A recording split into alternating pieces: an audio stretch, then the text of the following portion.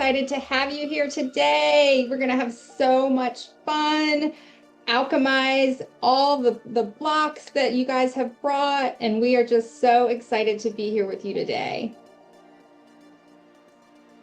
We're going to get started in just a moment, everyone. If you want to go ahead and raise your hand and the team can bring you on camera so we can dance and playful out. Make sure you have your workbook. Make sure you have a pillow, a place to move, a place to breathe. We're so outrageously happy to have you. Hello, Holly. Hello, Elena. Oh my gosh, it's so fun to see where everyone's tuning in from. Yep. Birgit, welcome. All right, let's go ahead. Let's get on our feet. Hi, you beautiful magic makers. Hi, Tammy. Hi, Birgit. Hi, Shweta. Hi, Holly. All right, let's go ahead and stand up. We're gonna dance our way in. How's the sound? Give me a thumbs up if you can hear me even over the music. I'm gonna crank the music so we can dance while we're letting all these beautiful magic makers into our room. Yes, here we go. Here, this is what I sit on. Go Tammy! Go Elena! Go Jessica! Big breath overhead. Inhaling your arms up, exhaling on a sound. Yep, starting to breathe some life down into your hips. Starting to roll your shoulders back, making space for more joy, making space for more magic, finding safety inside of your body. Thank you for saying yes. Thank you for showing up for yourselves and for each other today. Just go ahead and shake our hands out. Taking out your shoulders. Taking a big breath into your belly. Exhaling on the sound of the sound of God. Yes. And now that we're up, we're gonna kick it up one more notch. We're gonna shift the music. DJ Bliss is gonna strike again. And here we go. We're gonna bring it down into our root. A little more primal, a little more ancient. We're gonna get ready for the beautiful, brave work that we're going into today, where you get to taste alchemize, which is one of my favorite parts of the Ziva formula. Oh, Elena's ready, Jesse's ready, Gina's ready, Natalia's ready. So just finding that beat, maybe starting to find a little bit of a shake in your hips.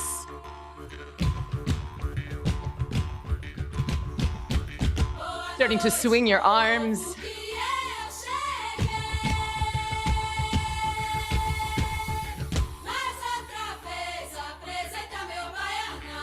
Noticing where in your body you feel the most alive right out of the gate. Noticing where in your body you might be holding any tension, any stuck energy, and breathing some love and some life into that part of your body. Here we go. Let's have some fun.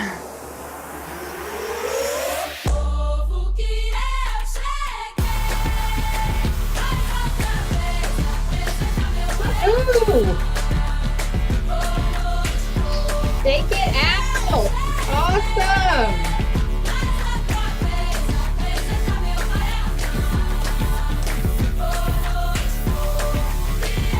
Letting your breath drop, letting your body create fluidity and fire. This is so beautiful, so brave. Making space in your body already for more magic, more bliss.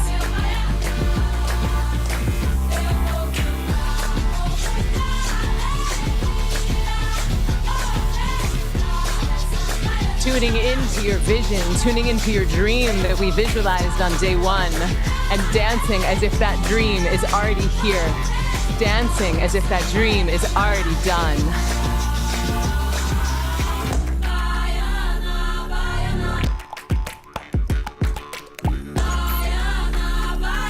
Inviting your little kid into the room, inviting your inner child out to play, letting it get weird and silly. Yes, Kaviana, Svian, Mira, Carolyn.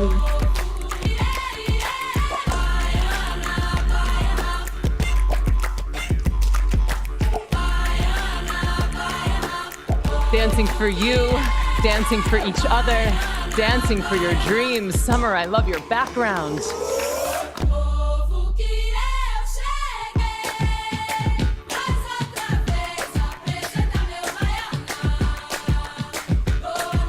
More seconds, let it rip. Anything else that wants to move, that wants to be celebrated, you're doing so good.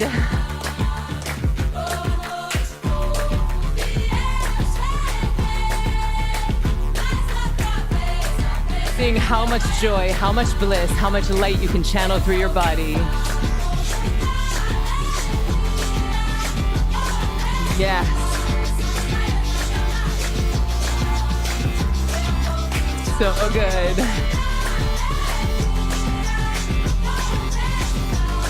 And taking a big breath in, placing one hand on your belly, one hand on your heart. Exhaling on a hum. Finding safety, finding regulation in your body. Taking another big breath down into your root. Exhaling on the sound of ah, the sound of the divine. Ah. This time taking a big loving breath into your heart. Exhaling on a hum. And I invite you to give yourself a hug. And as you give yourself a hug, I want you to just squeeze your right shoulder and your left shoulder, establishing safety, presence, and groundedness right out of the gate. Inviting your inner child out to play. Today, we're going to get silly. We're going to get weird. We're going to get a little bit wild. We're going to alchemize anything standing in the way of you and your dreams. And that requires presence and safety. So thank you for showing up. Thank you for playing full out. Just taking a moment, keeping the eyes closed, noticing how much more alive you feel already. Noticing how much more space you have in your body already. Letting your breath soften, letting your awareness go from your head. Am I doing it right? How do I get in? Why am I not on camera? Is this sound okay? Where's my workbook? What kind of manifester am I? What if I get the replay? Oh my God, all of the panic of the Zoom. And just remind yourself that you're safe. You're safe. It's only a Zoom. It's free. It's not going away. You're going to have the replay. The quiz is going to come for you. The sound is all going to be fine. You're doing great. You're doing great. Big breath into your belly. Exhaling on a hum.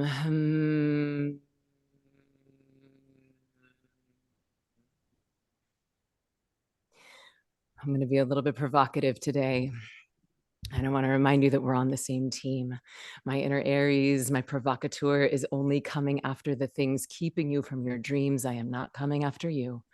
I am coming after anything that is standing in the way of you being a match for your dream. Taking a moment to let all the electricity, all the excitement, all the nerves, all the anticipation that you might be having in your head, letting it melt down like liquid gold through your throat and landing in the seat of your heart. Really beautiful. Taking another big breath into your heart. Sending love to every single cell in your body. Taking another big loving breath into your heart. And this time, as you exhale, can you send love out to every other magic maker that is here? We have over 2,000 people here live right now. And I know people are still entering the room. And while we're here, sending love out to all the magic makers that are going to watch this, past, present, and future. Feeling that a mycelial network of magic makers, a mycelial network of people choosing to raise their hand, choosing to embody the frequency of heaven on earth. Imagine all of these nodes, all of these bridges between the celestial and the terrestrial happening around planet Earth right now. Really good. And this time, as you breathe, I invite you to bring your awareness all the way down into your feet. And dropping energetic cords all the way down into the earth, and imagining that we could weave through the earth like a true mycelial network, amplifying each other, strengthening each other. If someone is feeling tired, can we offer them our energy? If someone is feeling sad, can we offer them our love? If we are feeling depleted, may we allow ourselves to receive through this mycelial network of magic. being established through the earth, through our hearts, and also through the quantum field right here, right now. Choo. Feeling the outrageous power of the cosmos, the astrological stars that are supporting this 8-day ceremonial container, that are supporting the deep alchemical work that we are going into today. And taking a moment right now to remember why you came here. Why did you say yes to Magic Maker? What kind of magic do you want to make for yourself? What kind of magic do you want to make for the planet?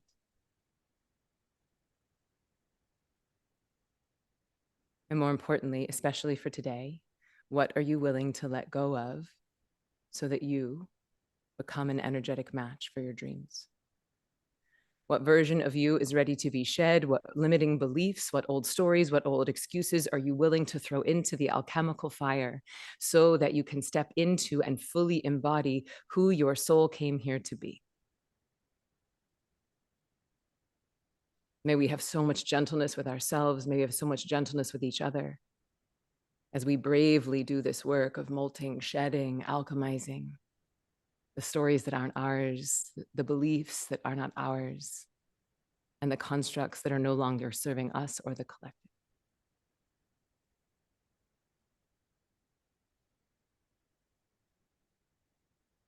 Really good. And in your own time, whenever you're ready, we can start to open the eyes. Someone's like, why did that make me cry already? You guys, that wasn't even the opening prayer. That was just a little welcome.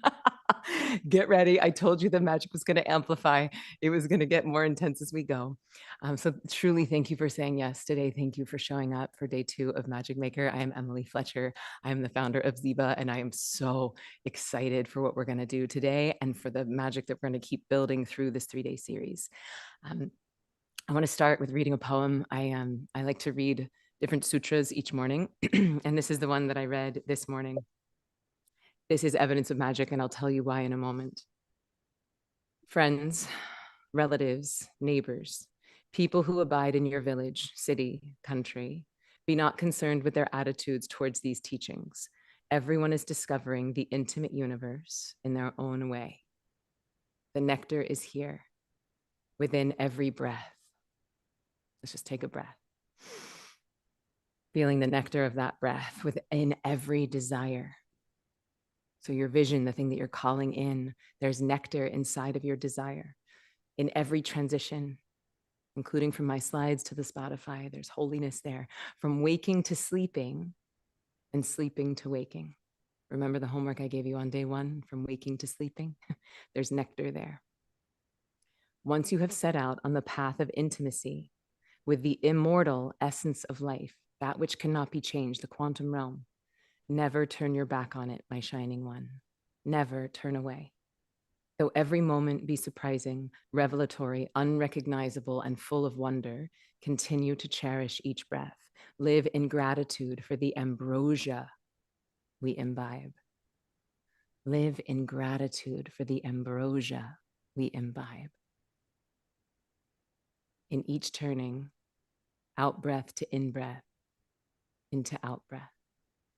Out breath to in breath to out breath. So there's so much magic wrapped up in this. By the way, this is one of the Radiance Sutras. And yes, I will take a photo of it. Yes, I will post it in our group. Yes, I will share it in all the places. Don't worry. But the thing I want to share of why that's magic is that the other night, my son was having a hard time sleeping. And so, I was really excited. And so I was having a bit of a hard time sleeping. And so I put on this beautiful sutra. Again, the sutras are a big theme right now. And it was basically inviting me to focus on the in-between, between my inhale and my exhale, between my exhale and my inhale, that tiny space between. And even though it's a tiny breath, it's like we get to micro access the quantum field. And what this sutra is pointing to is that there's nectar in those transition points between waking and sleeping, between the in breath and the out breath.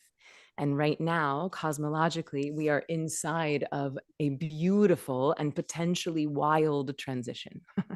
So when we put Magic Maker, this 8-day ceremonial container, on the calendar, my team and I set this up months and months ago.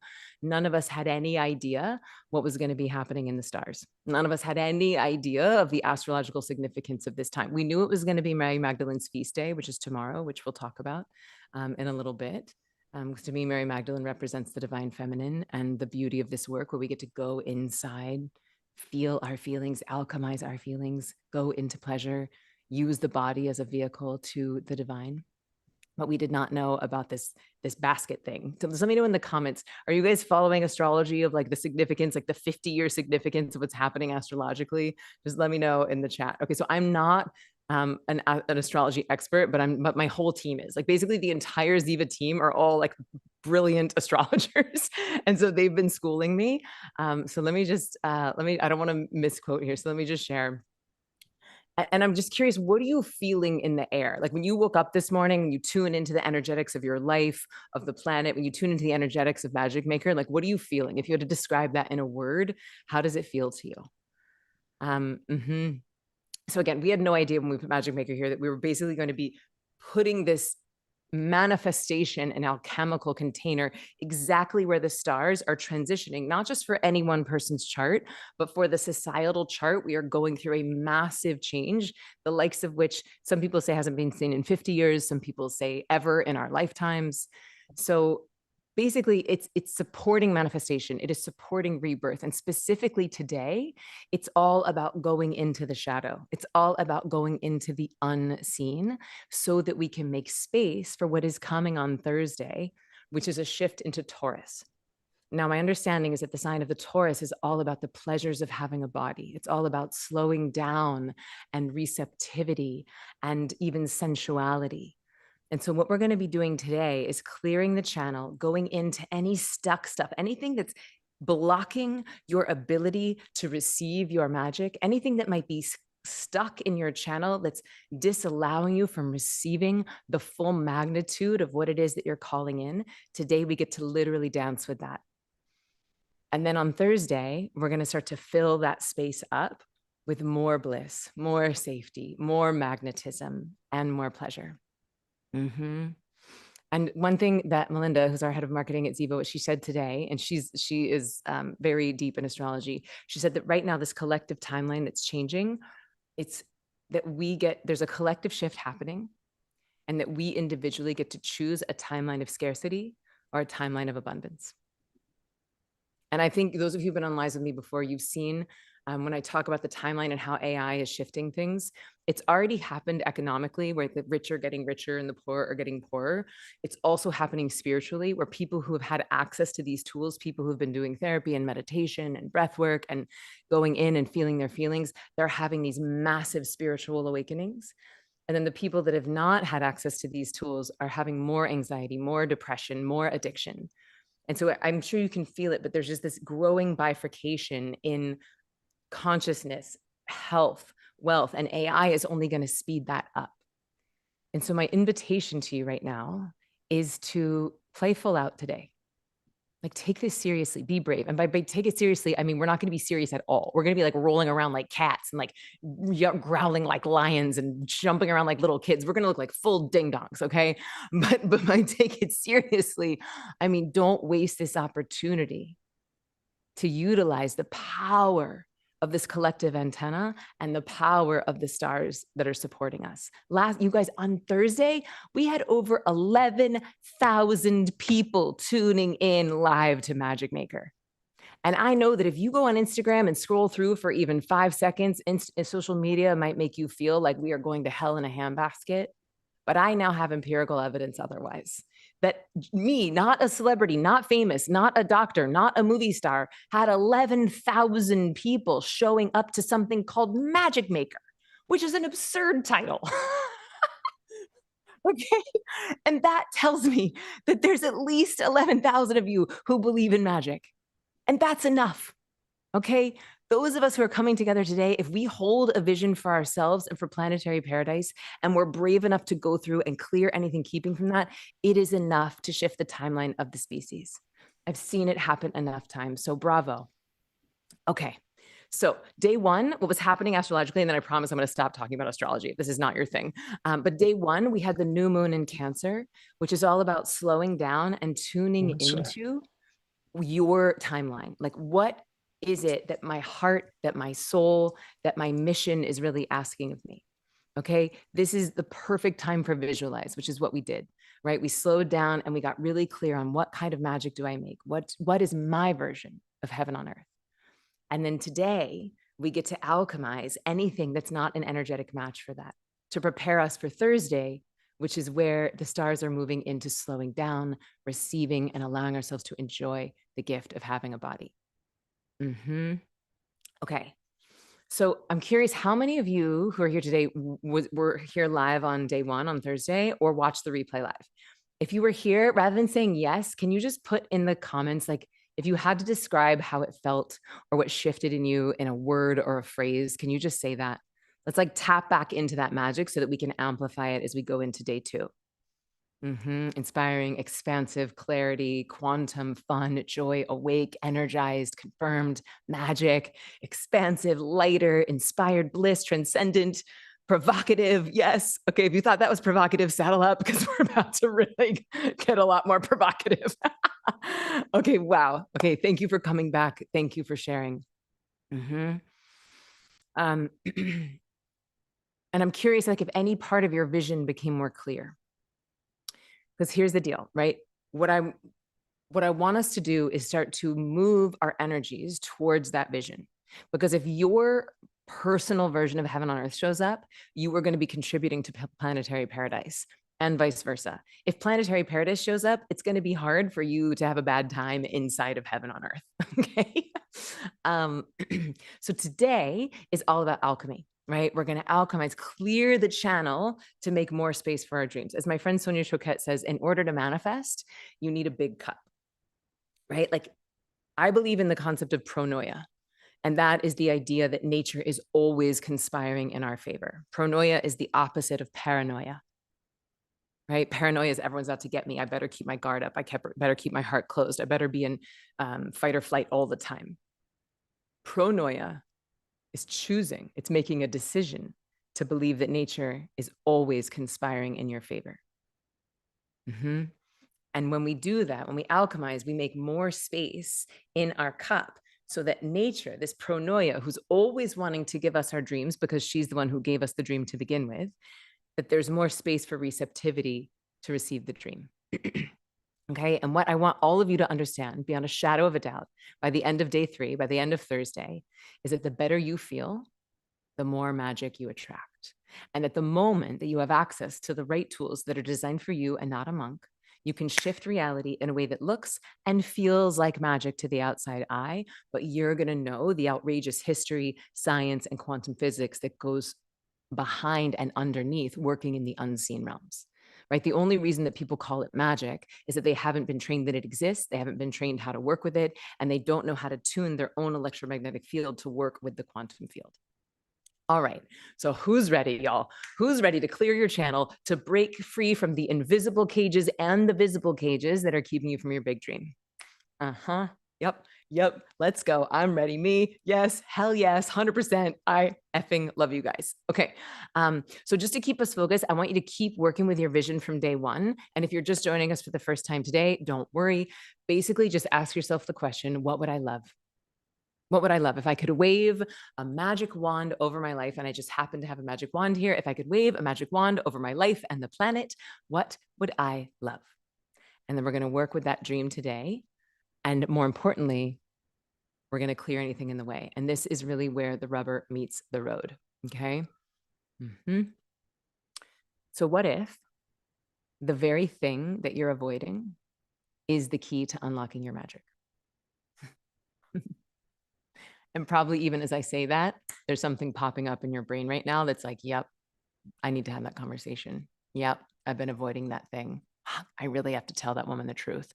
I really need to look at my taxes. Like, there's probably that one thing that you're like, oh, and that thing that you're avoiding might be the key to unlocking your magic. So just as an experiment, if you knew that having one hard conversation would bring you to your dream, would you have it? If you knew that your social media or your wine habit is blocking your abundance, would you quit? If you knew that the uncried tears stored in your body are keeping you from being an energetic match for the love that you deeply desire, would you be brave enough to feel some of those feelings to get out of the cage? Of course, right? Many of you are like, absolutely. Oh, yes, yes, yes, yes. And then I can feel some of you that are like, oof, Emily, it's scary. Like, I've never cried in public before. Actually, I have a trainer that comes, God bless. I feel this is one of the great abundances of my life, is that I have a trainer who comes here once a week. And he was raised, I won't go deep in his story, but he was raised in a cult, and his parents never celebrated his birthday. And his parents were both like abusive, and like his story is wild. And he said to me today, because I was like sharing about the ceremony and how excited I am to be holding space for everyone's grief and rage. And he said, I went to church with my friend last month for the first time. And it was the first time I'd ever cried in like years. And it was the first time I've ever cried in public. And like my friend was holding me while I was crying. And it was so beautiful to see this grown man, this like strong, muscly trainer telling me about how good it felt to be held by his brother while he cried in a church. And I was like, yes, thank you. Things are shifting. Right. So even if you're feeling a little scared of feeling your feelings, because I get it, right? Like none of us really want to feel our feelings. But if it's true that the very feeling that you're avoiding is the key to unlocking your big dream, maybe, just maybe, let's be open to seeing what happens when we start to move these emotions through our body in a way that creates more space. Okay, so thank you for your willingness. Yep. So Julia is saying, I'm trying to get to the bottom of the barrel of the tears, but it seems endless. So Julia, thank you for sharing that. Anyone else feel like that? You're like afraid to even start crying because you think it'll just never stop? Or you're afraid to even put your toe into the bucket of rage because you're like, what if it actually just like explodes me like the cartoons? Like that emoji, you're like, okay, so today we're going to titrate. Okay. We're going to do like one song of some sadness. We're going to do like one song of maybe punching a pillow or shaking. We're just going to titrate today. Okay. We're not going to take you further than you can go. And I know it feels endless, but the reality is the neuroscience is that if you can feel a feeling all the way through, it takes about 90 seconds. My friend, Dr. Joan Rosenfeld, she wrote a book called 90 Seconds to a Life You Love. And she's a PhD neuroscientist that's basically sharing this idea that it's 90 seconds of feeling the grief all the way. It's 90 seconds of riding the wave of rage. But the thing is, none of us ever have the space or the training to complete the full expression of the emotions. And so we don't even know what it's like on the other side of those 90 seconds. Okay. And I also promise that it's a lot more fun in community and with a great playlist. So today, at the end of the day, we're going to get a little taste of Alchemize, which is one of my favorite parts of the Ziva formula. It's one of my favorite parts of the Ziva experience. And this, again, is going to design to help you transmute your fear into fuel. And we did a little AI, what's it called? Like survey of all their comments last Thursday. And we saw that the number one thing keeping people from their dream was fear. So we're actually going to transmute the fear into fuel. And then you're going to get a taste of how good it feels to make space for more consciousness, more pleasure, and more bliss. All right. So y'all played full out on this homework. Thank you to everyone who did the Evidence of Magic challenge. Anyone do it before sleep where you like said out loud, I see evidence of magic all around me? So I'm going to share some things that came in, but if you want to just share in the chat right now, like what came up for you? I'm going to share my slides so you can see all this awesomeness. What, like it could have been big, it could have been small, it could have been internal, external, but did you notice anything that you manifested, any surprise magic? Just let me know what came up for you. I'll share here some of these sweet things that we found. Oop, wrong one. Okay, there we go. We had Heather, who got paid double what she was supposed to be paid for taking care of some animals, which is so sweet. I saw pictures of hummingbirds, of flowers growing in formerly barren fields. Someone posted a photo of them activating their energetic light body.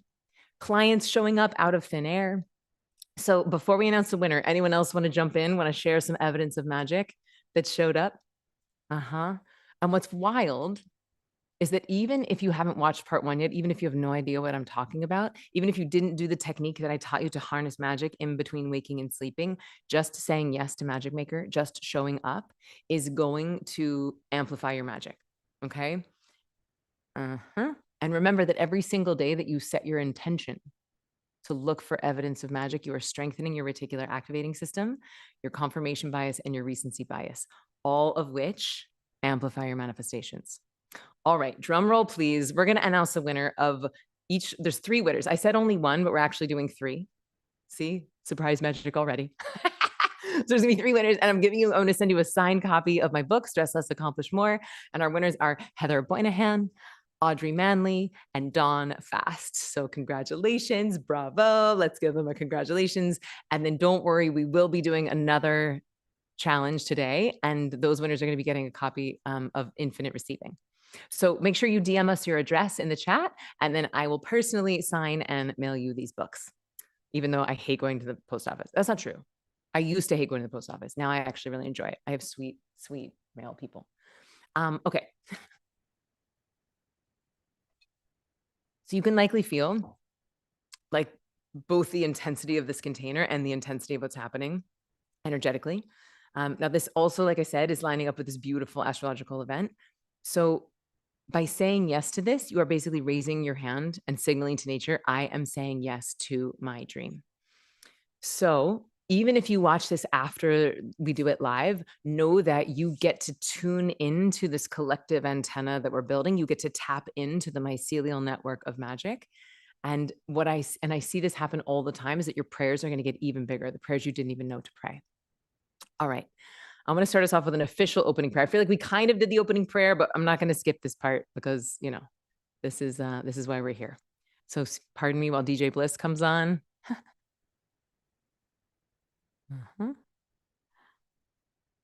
And those of you who are asking for the playlist, yes, we will share it.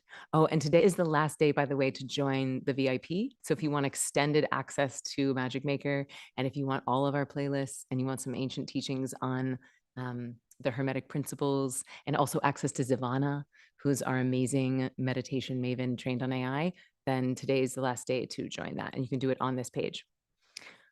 Okay, big breath in. This is a good opportunity to close down your other windows, put your phone on silent, let yourself arrive all the way here, all the way now. And then just let me know before I start, how is this sound? Can you hear my voice and the music okay? Just give me a yes in the comments. Give me a thumbs up. It's sounding good. Okay, great. Look at all these thumbs floating through the air. Okay, great. All right. So let's take a moment to get comfortable. Find a seat. One hand on your heart, one hand on your belly. Exhaling on the sound of the sound of God. Ah, the music's going to get louder. It's my friend Vailana. Oh,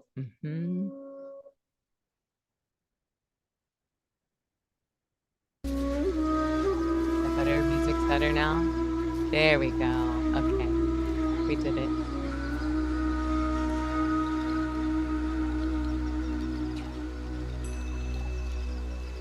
Tuning in again to that mycelial network, those golden cords that we have extended down into the earth. Feeling yourself connecting energetically through your root, through the ground, all of the other magic makers here. And as you inhale,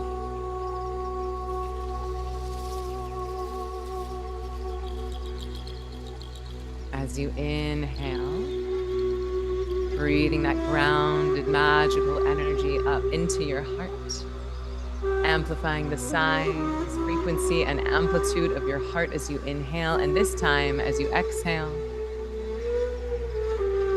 sending that energy up through the top of your head, like a laser beam of light, connecting you all the way up to the celestial realms.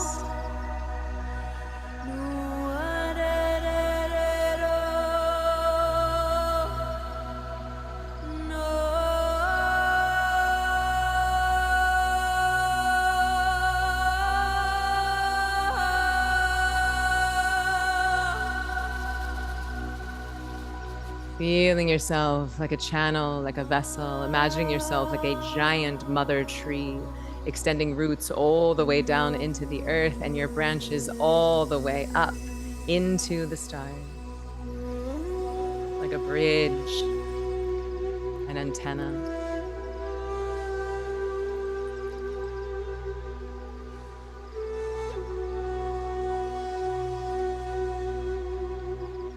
Tuning into how you would love to feel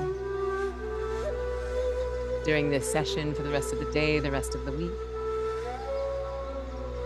Tuning into the timeline of abundance, the timeline of receptivity, the timeline of worthiness and magnetism and pleasure and bravery,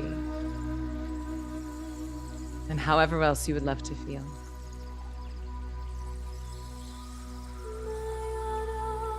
Activating a powerful iridescent bubble of light around you.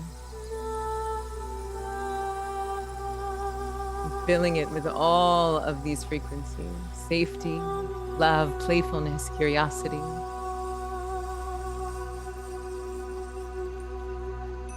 Activating a powerful golden fiery ring of light around all of us, all of the magic makers, all of this technology, so that these prayers, this activation is held, amplified, protected, supported in the seen and the unseen realms.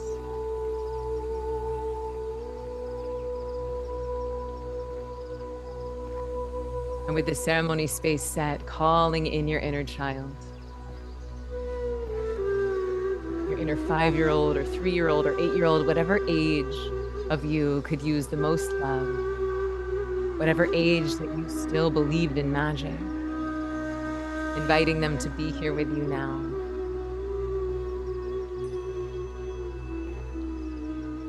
And calling in future you, the version of you that has already manifested heaven on earth, the version of you that is already an energetic match for your dreams,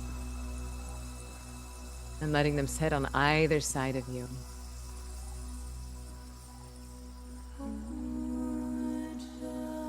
Calling on your guides, your angels in the spirit realm, your ancestors, and feeling just how much support you have, how this dream is dreaming you the same way that you are dreaming it. And taking a big, deep breath into your body. And as you exhale, I invite you to find the space in your body that feels the most supported. Where in your body do you feel the most safety? It could be your bum in the chair, the regularity of the beating of your heart, the strength of your legs, feeling your room, the 3D surroundings, and noticing what about your room makes you feel the most safe, the most held.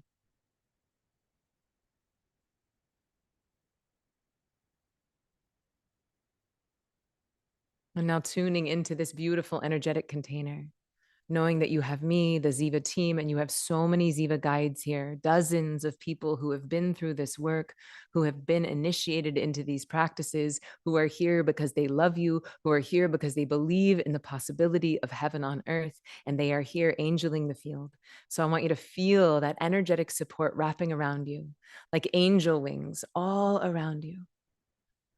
Actively calling on the spirit of Isis, the divine mother, the queen mother, and feeling her wrapping her beautiful wings around the entire planet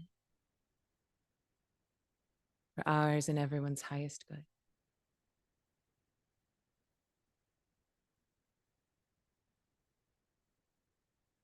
And from this space of safety, just taking a moment to tune into your vision.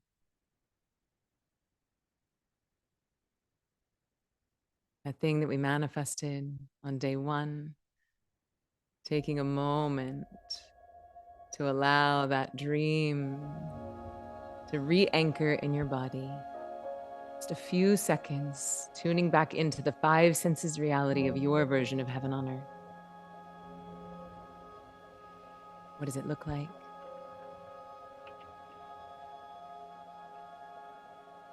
What does it sound like?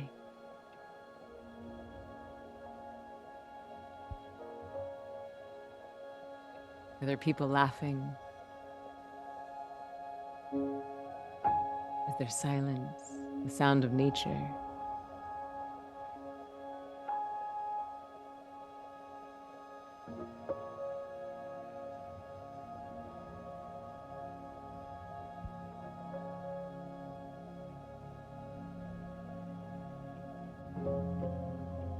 Noticing any tastes or smells, allowing yourself to drop all the way down into your body. And as you're submerging into this moment on your timeline, where this dream is already done, unfolding all around you, you're in the arms of your beloved. You're in your dream job, the Dharma that your soul incarnated to do. You're with your community or your child, you're in your dream home, whatever it is that's your vision, allow yourself to submerge all the way in it right here, right now, enjoying the beauty.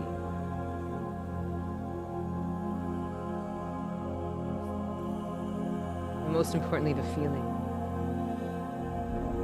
the gratitude of this dream already done.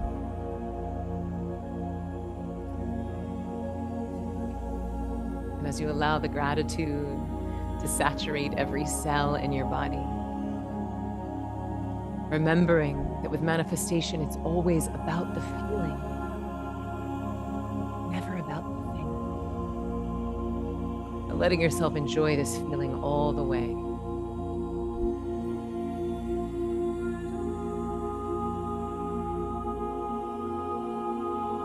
Your brain does not know the difference between a real memory and an imagined one, so allow the sounds, tastes, smells, and feelings to saturate every cell in your body.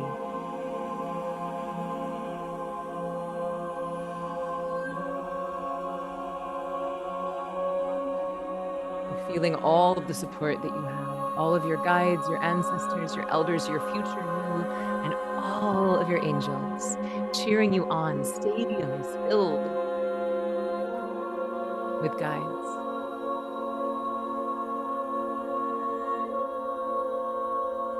And knowing that this or something even better is already on its way to you, or you wouldn't even want it.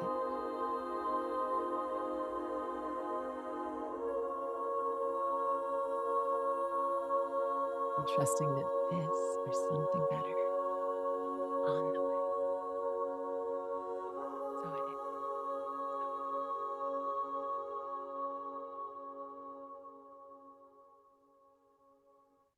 Really, really good. And in your own time, whenever you're ready, we can start to slowly, gently open the eyes.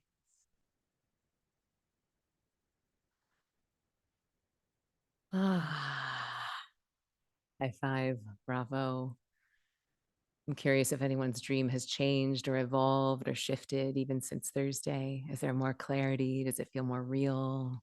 Maybe it's moved a little bit because of maybe it already came true. Just let me know if anything's shifting for you. And the reason why I started us back with that vision is because I want us to remember what we're fighting for. Okay. As my inner Aries comes out and as I lovingly become your spiritual personal trainer today, as I start to come after all of your excuses and your limiting beliefs, and I start to invite you to feel the things that you've been avoiding feeling for decades, you might want to like fight back, and you might think that I'm actually coming after you, but I'm not.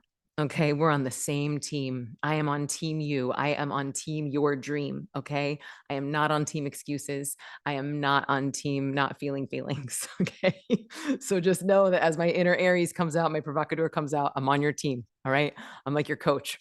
And the other thing I want to say is that even if you're watching this after the fact, you are tuning into this collective field. You are amplifying your prayers, even though this is just an 8-day container. And even though this is only a 3-day free series, there is already outrageous magic happening. And so I, again, pray for the thing that you thought was too crazy to pray for. Okay. Because I see this happen every single time inside of the Ziva containers. It's like, stuff happens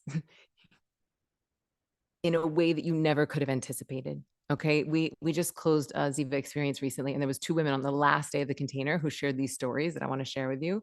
Because again, my job here is to help you to make the unseen seen, right? Like everything I teach is sort of in the invisible realm. So I'm going to keep sharing stories of people who have made magic so that your critical mind, so that your skeptical mind understands beyond a shadow of a doubt that when we access the quantum field, we get access to what we want.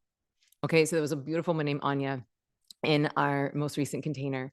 And first of all, on day one of Ziva Magic last year, the thing she was manifesting was her love, like her dream relationship. And 1 year to the date of that ceremony, it was, I think it was Halloween. Yeah, it was Halloween. And she was at a Halloween party and she had written this whole poem about like he was holding her in his arms. And then 1 year to the date of that ceremony, she's literally being held by her dream relationship. And then through this whole container, we were in a 3-month container together. And on the last day, she was saying, okay, I've decided I want to quit my job. She had a corporate job. She's like, I'm done. I want to quit my job. I want to go full in on this work. My beloved and I are going to do trainings. We're going to invest in ourselves. And then she's like, I'm going to sell my house so that I can afford to just travel the world and do trainings for a year. And y'all, on the last day of this container, I'm just going to share my slides here because I want you to be able to see this. Hang on. It's a real cliffhanger. And I think she's on the call today. Wait, hold on. Anya, it says Anna, but she also goes by Anya. Okay, hold on. Oh my God. Okay, can you see this? You give me a thumbs up. You can see. Okay, so she was like, "I'm gonna quit my job. I'm gonna sell my house so I can travel and afford this." Last day of our container, she got a news from her job that was like, "Oh, your job's being made irrelevant. You're getting a year of severance." You guys, she got a year's severance on the last day of our container, so she didn't even have to sell her effing house. So as if like manifesting her dream relationship was not enough, she got to also do all this training. So that's very exciting. And then there was, can you see all this? Okay, here we go. And then there was Amber, who on the first day of our container, she set the intention that she wanted to sell her medical practice. And on the last day, she was like, Emily, we're in contract, but we're not selling it for the number that I wanted. We're selling it for 10x of the number that I wanted. So the prayer she didn't even know to pray, the number that felt too audacious, that is what's happening. And she wrote this beautiful letter that's so outrageous. And she was like, not only will the sale set my husband up for our dreams, but it's going to create a whole generation of doctors learning to heal problems without surgery. What was just a dream when we opened this container is now a living, breathing thing. Ziva held space for what I did, what I could not yet see, and then delivered it. So y'all, I just want to remind you, like, this is why we do what we do. All right. All right. Hold on just a second. My notes are getting all weird. Hold, please.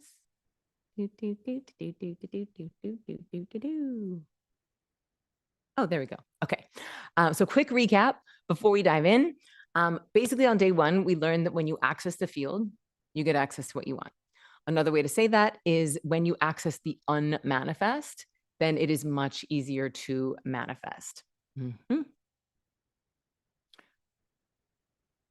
And this is the number one mistake I see people making. It's like they keep trying harder, they keep grinding, they keep working harder in the 0.1% of reality that they can see, because they didn't take time to learn how to access the 99.9% of the knowable universe, which is the unseen in the quantum realm, the realm of infinite potentiality.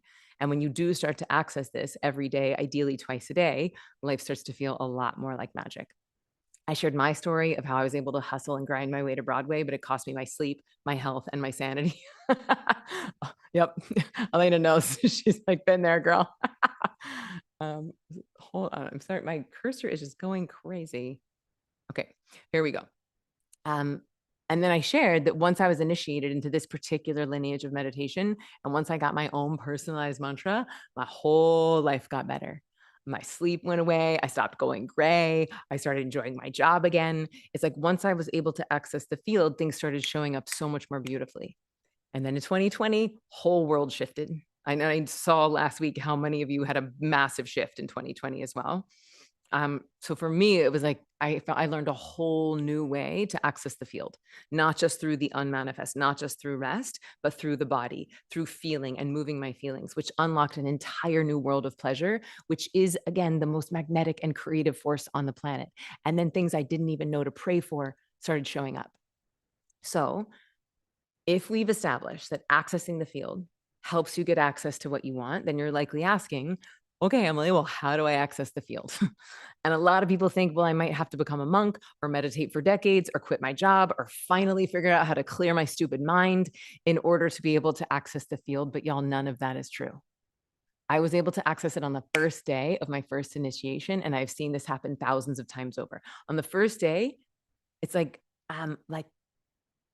we do this puja ceremony. People are given their own mantra. And then within seconds, they're like, it's like they literally go into some other realm. Have you seen The Matrix when they like get plugged in or plugged out and then their bodies just kind of go like, that's what I feel like is happening. It's like we're just for a minute, we remember that these are just like holographic meat suits that we're living in a simulation. And we're just like, oh yeah, I got to go charge up on the mothership. And then I come back and we have a lot more fun in the video game. And the beautiful part is that once you graduate, you're able to do this on your own. You can access that field on demand. And that's what I've been teaching now for, it's actually 18 years. I've been practicing for 19, but teaching for 18. So yeah, it's not special. This dude messaged me on, I think it was Hinge or Raya or something, because yes, I'm on those dating apps. And this guy was like, Emily, at this point in your career, are you able to like lift the veil and access that realm, like the field? And I was like, yeah, bro. I did that on day one.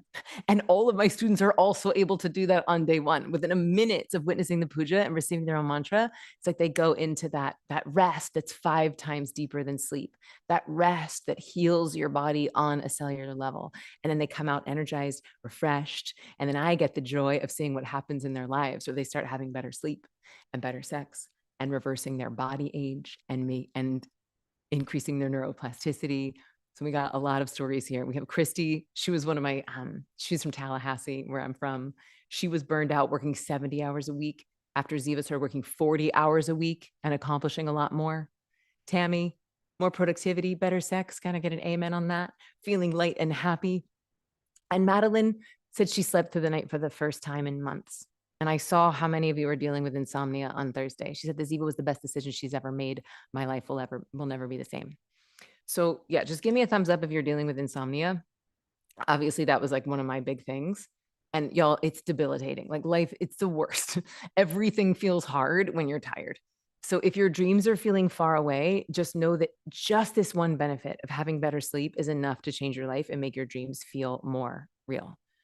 And so today is basically dedicated to anyone who's ever thought, I can't meditate. My mind is too crazy. There's no way I can access the quantum realm. I want you to know that you are not a failure. You likely just haven't been trained yet. And here's the news. Meditation, especially this style, is a skill. So many people think that they just like missed that day in school and everyone else magically knows how to do this thing, but they are somehow failing at it, that somehow everyone else knows how to magically clear their mind, but they're not good at it. But here's the thing, it's a skill like speaking Japanese or quantum physics or advanced algebra. None of us would expect ourselves to be masters of a skill without training unless it comes to meditation. So thing I want to name is that once you have the training and a tool that is meant for you, everything gets easier. You start to look forward to it. You actually start to crave it. You're like, oh my God, I can't wait for my second meditation. How many of my Ziva grads here are like, I actually look forward to and crave my second meditation? Just give me a thumbs up or a yes in the chat. Yeah, Elena said yes, Summer's a yes. Me too. It's just so good. Like the other day, my team and I, we meditate together and we went in and afterwards I literally said, I was like, God, this is so good. We should really sell it.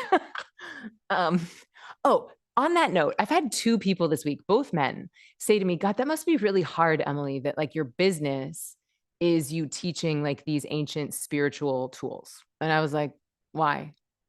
Why would that be hard? Or like, well, you know, it's just like you're trying to like monetize a thing that's spiritual. And I was like, I don't find it hard at all. I have no qualms about it at all. I would much rather see light workers and meditation teachers and breathwork practitioners and therapists and somatic practitioners having so much wealth, stewarding so much wealth versus petroleum executives and pharmaceutical executives and corrupt politicians. Like, F that. It is time to get the good guys rich, you guys. It is time to get the people who are bringing the tools that actually work, that these are the people that I want abundant. These are the people I want stewarding the resources. So anyway, I don't know, just went on that little tangent, but, and my theory is that people who feel that have done things in their lives that are out of integrity to make money, that they conflate earning money with things that aren't in integrity. But I believe if you have something that actually helps people, that's going to bring value to their lives, then yes, like, create value and capture value, like create reciprocity. That is the way that nature works. And just on that front, like, some of you are going to get everything you need out of these 3 free trainings. And some of you I know are already curious about how you can go even deeper and join a community of amazing, like-minded humans. Some of you have already asked, like, how can I be initiated into this style of quantum meditation? How can I be initiated into this style of embodied manifesting? And if that is you, if you're already feeling the call, know that something very exciting is coming next week, but not just yet, but you can get on the wait list. And then I think the wait list is here on that page, and we'll put it in the chat, but I would definitely get on the wait list if you're like, yeah, Emily, I want in. And that's just zivameditation.com/waitlist. Because, nature pays attention to those who are awake. Nature pays attention to those who raise their hand. So I would go there right now, zivameditation.com/waitlist, because some exciting stuff is happening there. All right.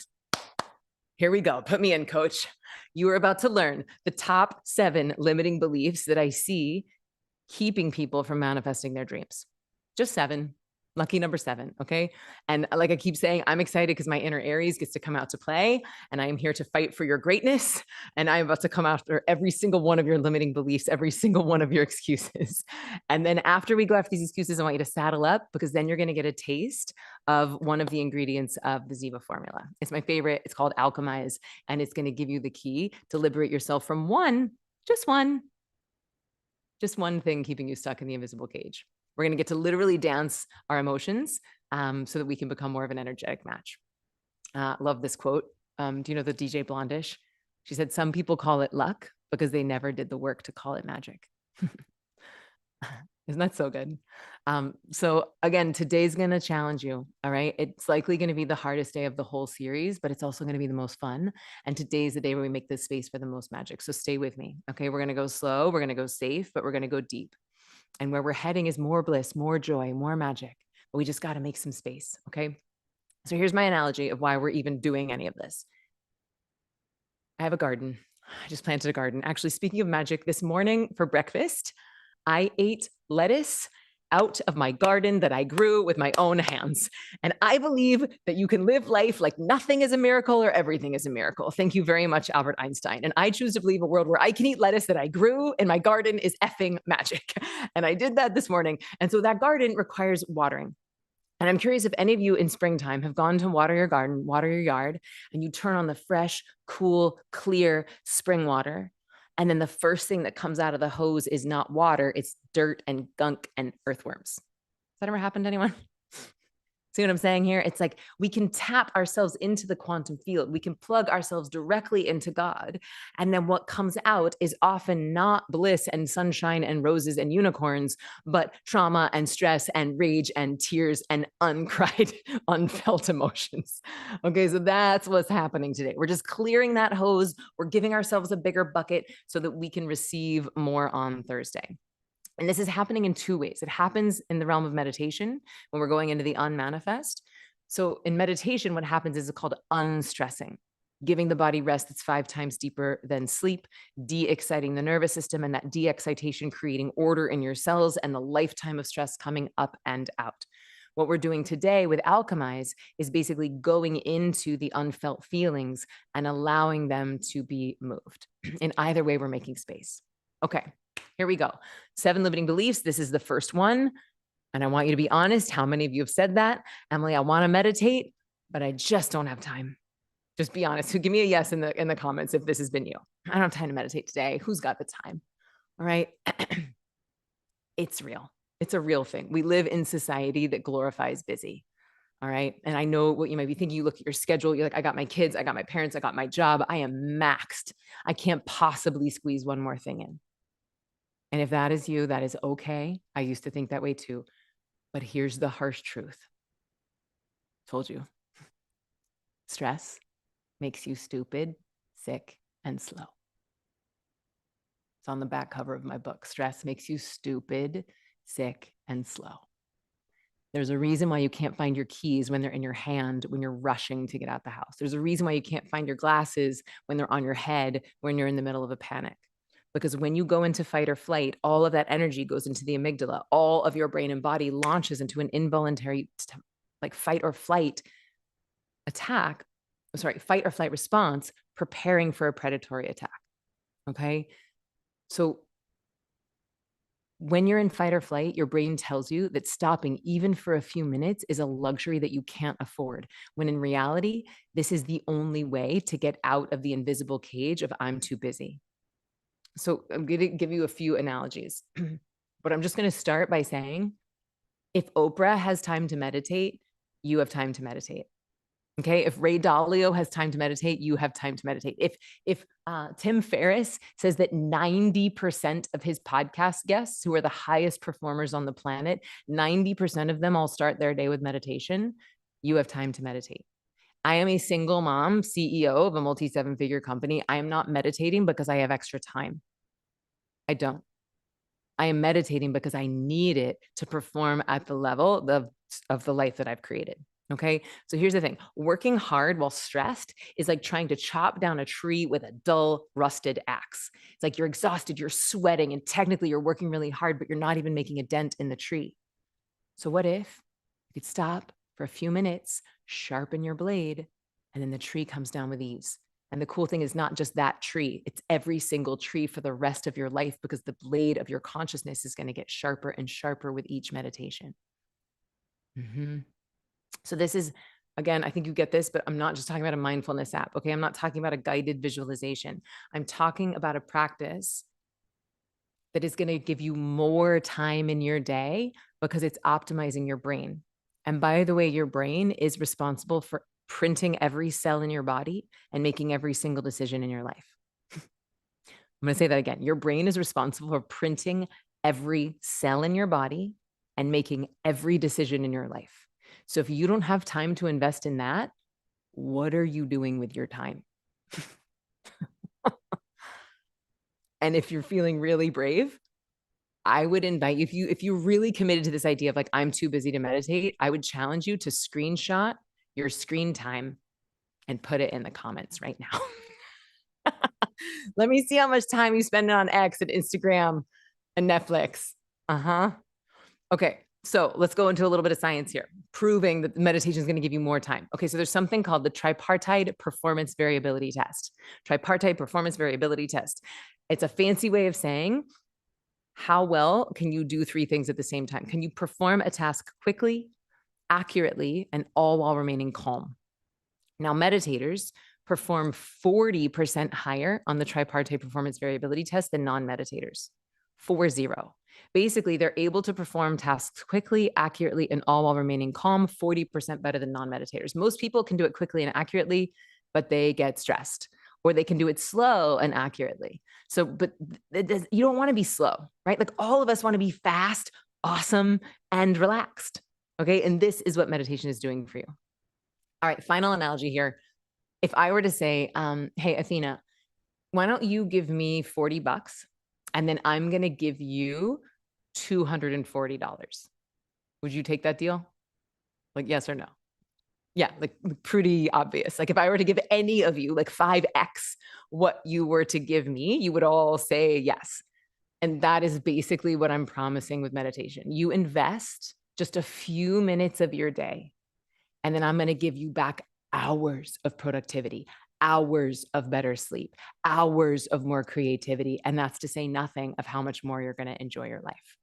We got some stories here. A lot of you guys know Dr. Mark Hyman. He's a busy guy. He's a dad. He's running the Cleveland Clinic. He's written 14 New York Times bestselling books. And he said, for the few minutes I invest in Ziva, I get back 3 hours of productivity. I don't have time not to meditate. Emily's my teacher, and I'm shocked by what this has done for me. I'm calmer. I'm less anxious. I have more energy now. After I meditate, I feel refreshed, like I've had a long nap. Any of you folks, anyone here want to testify to that you're like, yeah, I feel like I took a supercharged power nap sitting up? Nick said this is totally different than what people think it is. It's the kind that's actually easy to make time for. Someone said it's like eating chocolate cake, where it's like, God, somehow I managed to fit in time to eat that chocolate cake because it's so good and I enjoy it. This is my sweet friend JP. He said, I've done 25 years of wellness coaching from Tony Robbins on. And of all the trainings, this is the most powerful one you can do. That consistent practice of healing your nervous system so you can be present is the most powerful. And it's such a little commitment of time to get such vast results. I struggled with it for years, but having this container, having this training has made it so much easier. Oh, okay. And then we have one little story from Catalin. Now, Catalin was just with me in Greece, and she also came on our last retreat. She's the CEO of a 24/7 emergency call center. So if anyone doesn't have time to meditate, it's her. And this is what she has to say. I have days when I really feel like I just don't have the time to meditate. I cannot fit it into my day because I am so busy. Sometimes it happens that I don't fit it in, and I always realize that's a big mistake. So on the days when I feel I don't have time to meditate are the days when I need the meditation the most, because the investment of those 15, 20 minutes, or even if I really don't have the time, just make it shorter and just have 10 minutes, it just amplifies my productivity, up levels my mood, my energy. So when you save those 10, 15 minutes and don't do the meditation, it's such a high price to pay. So every time when I skip it, I'm so angry at myself, like you know better. It's the best use of your 20 minutes because it comes back in a multiple way during the day. So it's really not a time question, I think. It's everyone has time, 10, 15, 20 minutes for something that's so important and that has such a huge impact. Okay, I think you get it. It's like if you're willing to invest a few minutes a day, you're going to get back a massive return on that time investment. And there's a lot more science I could go into here about how meditation makes it improves your sleep. So you fall asleep faster, your sleep is deeper, it improves your immune system, it's increasing neuroplasticity, it's increasing your immune system. So you're not going to get sick as often. So it's basically like, why isn't everyone doing this? I named my podcast, Why Isn't Everyone Doing This? Because I genuinely believe this. Now I'm seeing a lot of people asking, like, what is a container? You're right. Container is like a new age word that people in the spiritual world use so much. And it's like, what does that even mean? When I say container, I mean, in this case, I was talking about, we did a 3-month version. It was like an advanced version of the Ziva experience. And it basically means there's a beginning date and an end date, and I am there holding space for you. There's initiations. There are people on the journey with you. It's like a live experience. Like if you were to go on a retreat for a weekend, that would be a weekend long container. So there's a start and an end, and you're being held, and you get to just let go and receive because you're being held energetically and sometimes logistically. You don't have to worry about food and all of that. When we do these, like this 8-day, when I say Magic Maker, that this is an 8-day container, I mean that basically we opened up an energetic field. We created an energetic antenna, and that's going to be working even outside of the Zooms. So that's what I mean. It's like imagine it like we're building an invisible temple in the sky, and we get to all go into that temple for these 8 days. And then those of you who want to join me for longer can do that in a moment. Okay, great. Here we go. Limiting belief number 2. All right. Now, a lot of people think I already meditate. Like, why would I need anything else? Like, why would I need Ziva? I've got my app, right? I'm doing yoga. I've got my Headspace. I've been doing other stuff for years. Like, why would I need another meditation course? And I totally get it, especially right now. There's so much out there calling itself meditation that it's confusing. And I used to be confused as well.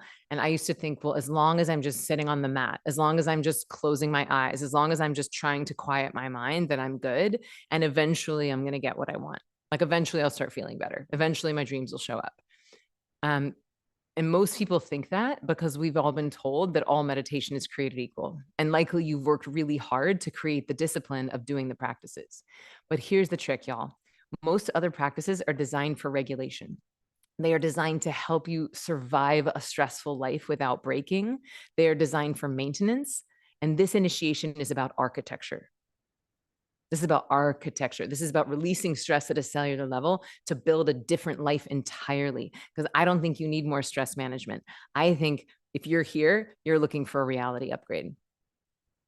Here's my analogy. Using a meditation app where someone's just like guiding you along and like telling you to let go of your thoughts or focus on your breath or imagine a waterfall, they can be lovely, they can be relaxing, but it is like floating on a raft in the middle of the ocean.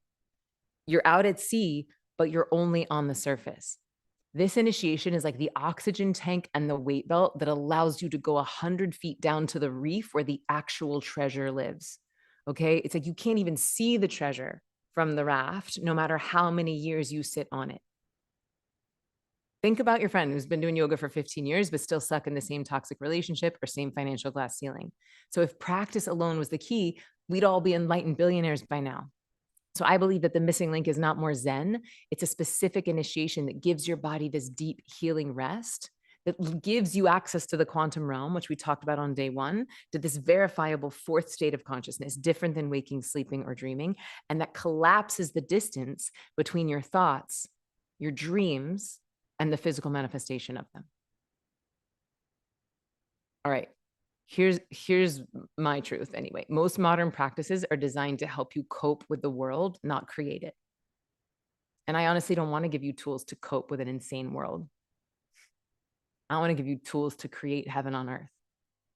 So it's like a lot of the apps and things, they'll keep you in the present moment, which is a beautiful place to be, but it's still the mind observing the mind. It's still your left brain staying in your left brain.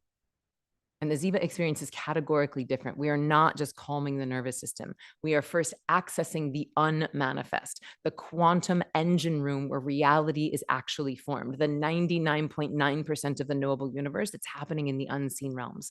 And then from there, we learn to harness the most magnetic and creative force on the planet to amplify your dreams. So if you feel like you've hit a spiritual plateau, like the stuff that you're doing is making you maybe a little calmer, but your life's not changing, it's likely because you're still on the raft floating on the surface. And I believe it's time to go deeper, right? It's time to tap into the science of cymatics, which is the science of sound, to de-excite your nervous system and give it that deep rest. So it's like you can use your current practice to survive your current reality, or you can use this initiation to create a new one.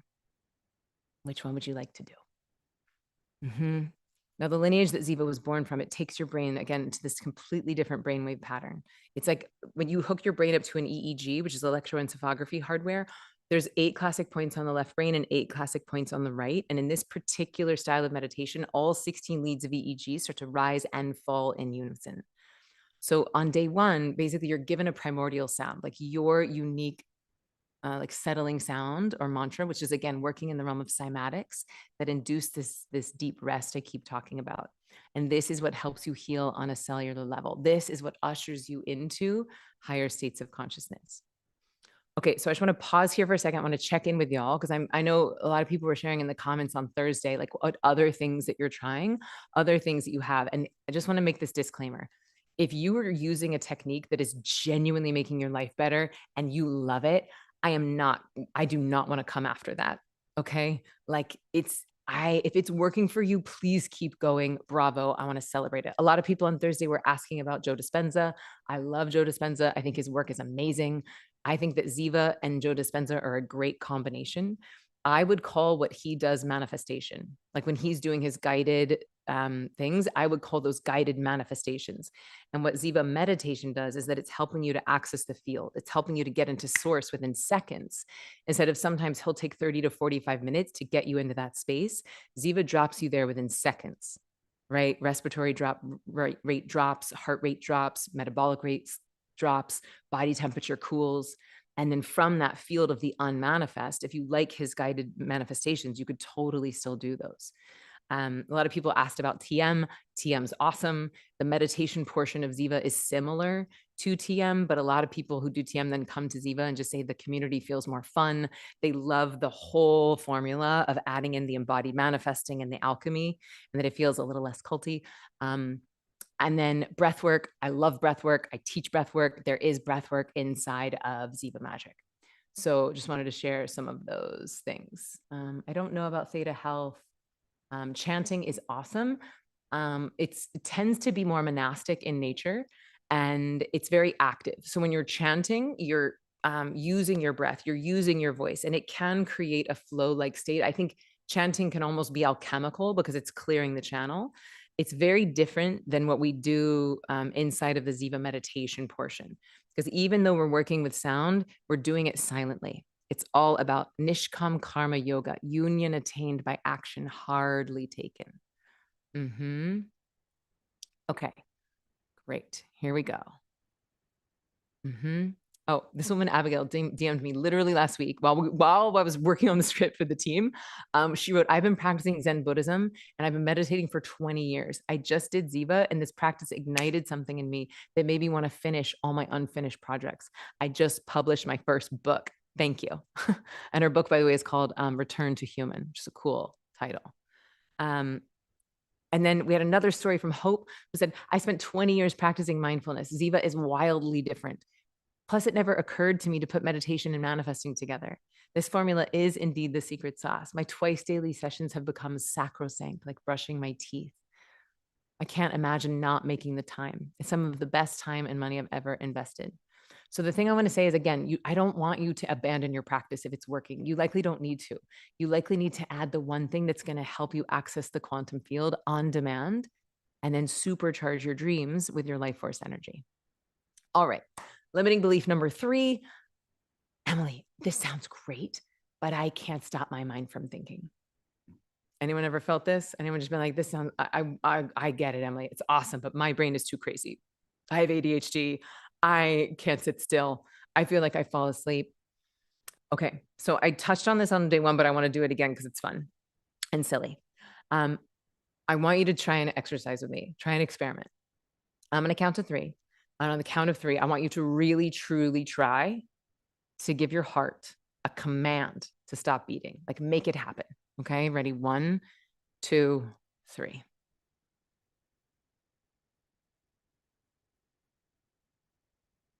Anyone successful?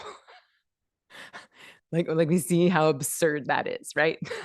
That like the heart is beating whether you try and clear your mind or not, right? So I want you to imprint this on your body. Your heart is beating involuntarily. Your liver is cleaning your blood involuntarily, whether you want it to or not. The mind thinks involuntarily, just like your heart beats involuntarily. So you would never judge yourself as a failure for not being able to stop your liver from cleaning your blood. So why are you feeling like a failure if you're having thoughts during meditation?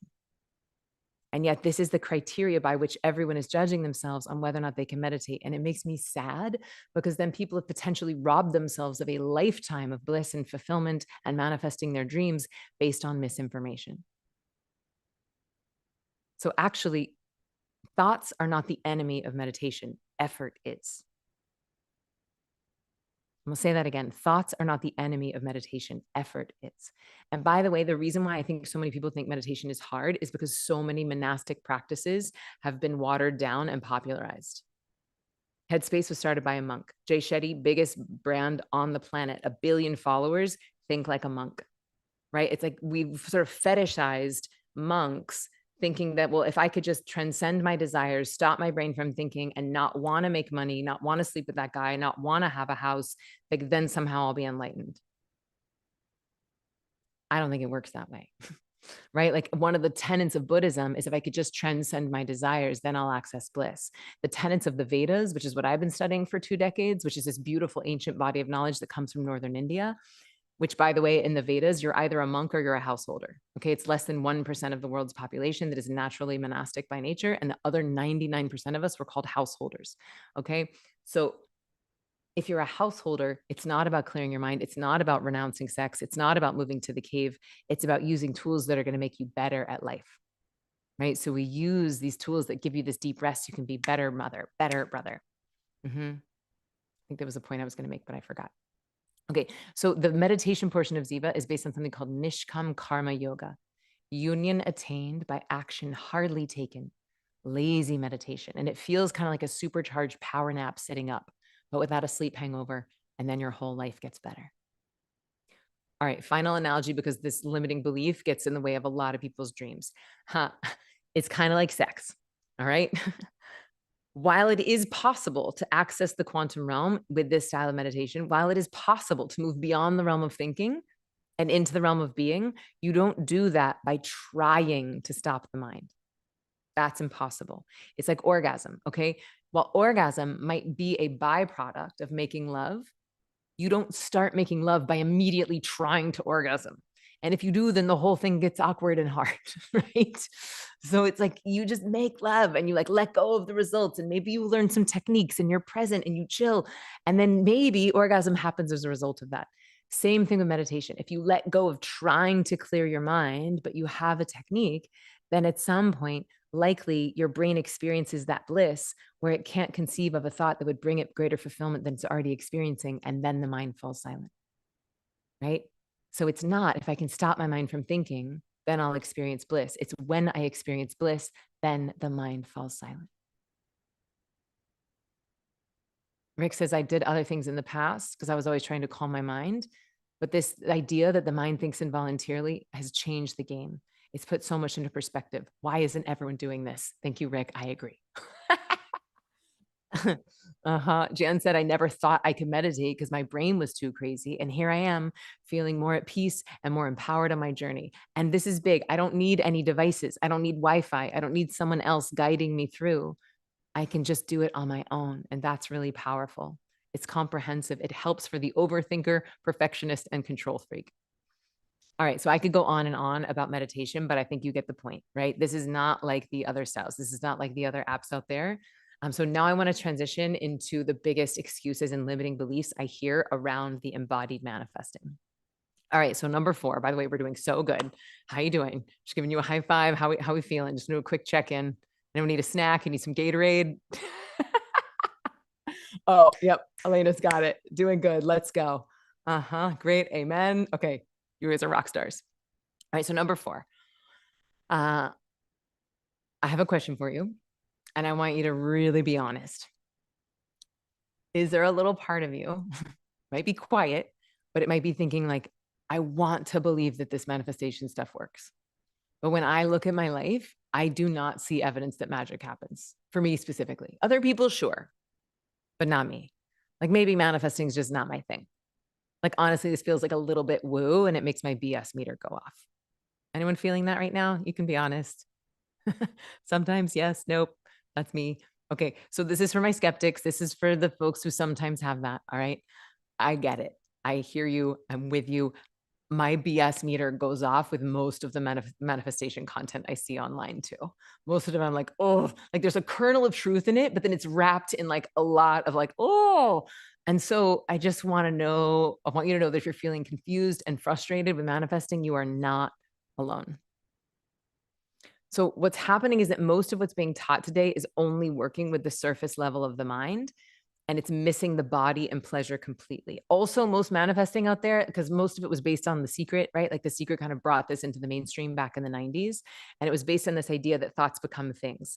Like you could just think about a Ferrari and then you'll get a Ferrari. Or you could put a check of $10 million above your bed and you'll get $10 million.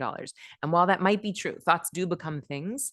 If you are manifesting from a place of lack, if you are manifesting from a place of let me fill an internal hole with an external thing, that's called an addiction. And even though it might work, it doesn't feel good. That's why I actually teach the meditation before we go into the manifesting. But I digress. Let's go back to most manifestation is only working with the surface layer of the mind, and they're missing the body and the pleasure completely. Like, again, people are teaching that thoughts become things, which is true. But then people think, well, I'll just think positive thoughts and then my life should change. But as we covered in day 1, if your body is in stress or fear or trauma, then you're sending conflicting signals to nature, right? It's like, are you sending mixed signals to the universe? And here's the thing with manifesting, nature is not a vending machine. It is a mirror. Very proud of this analogy. Nature is not a vending machine. It is a mirror.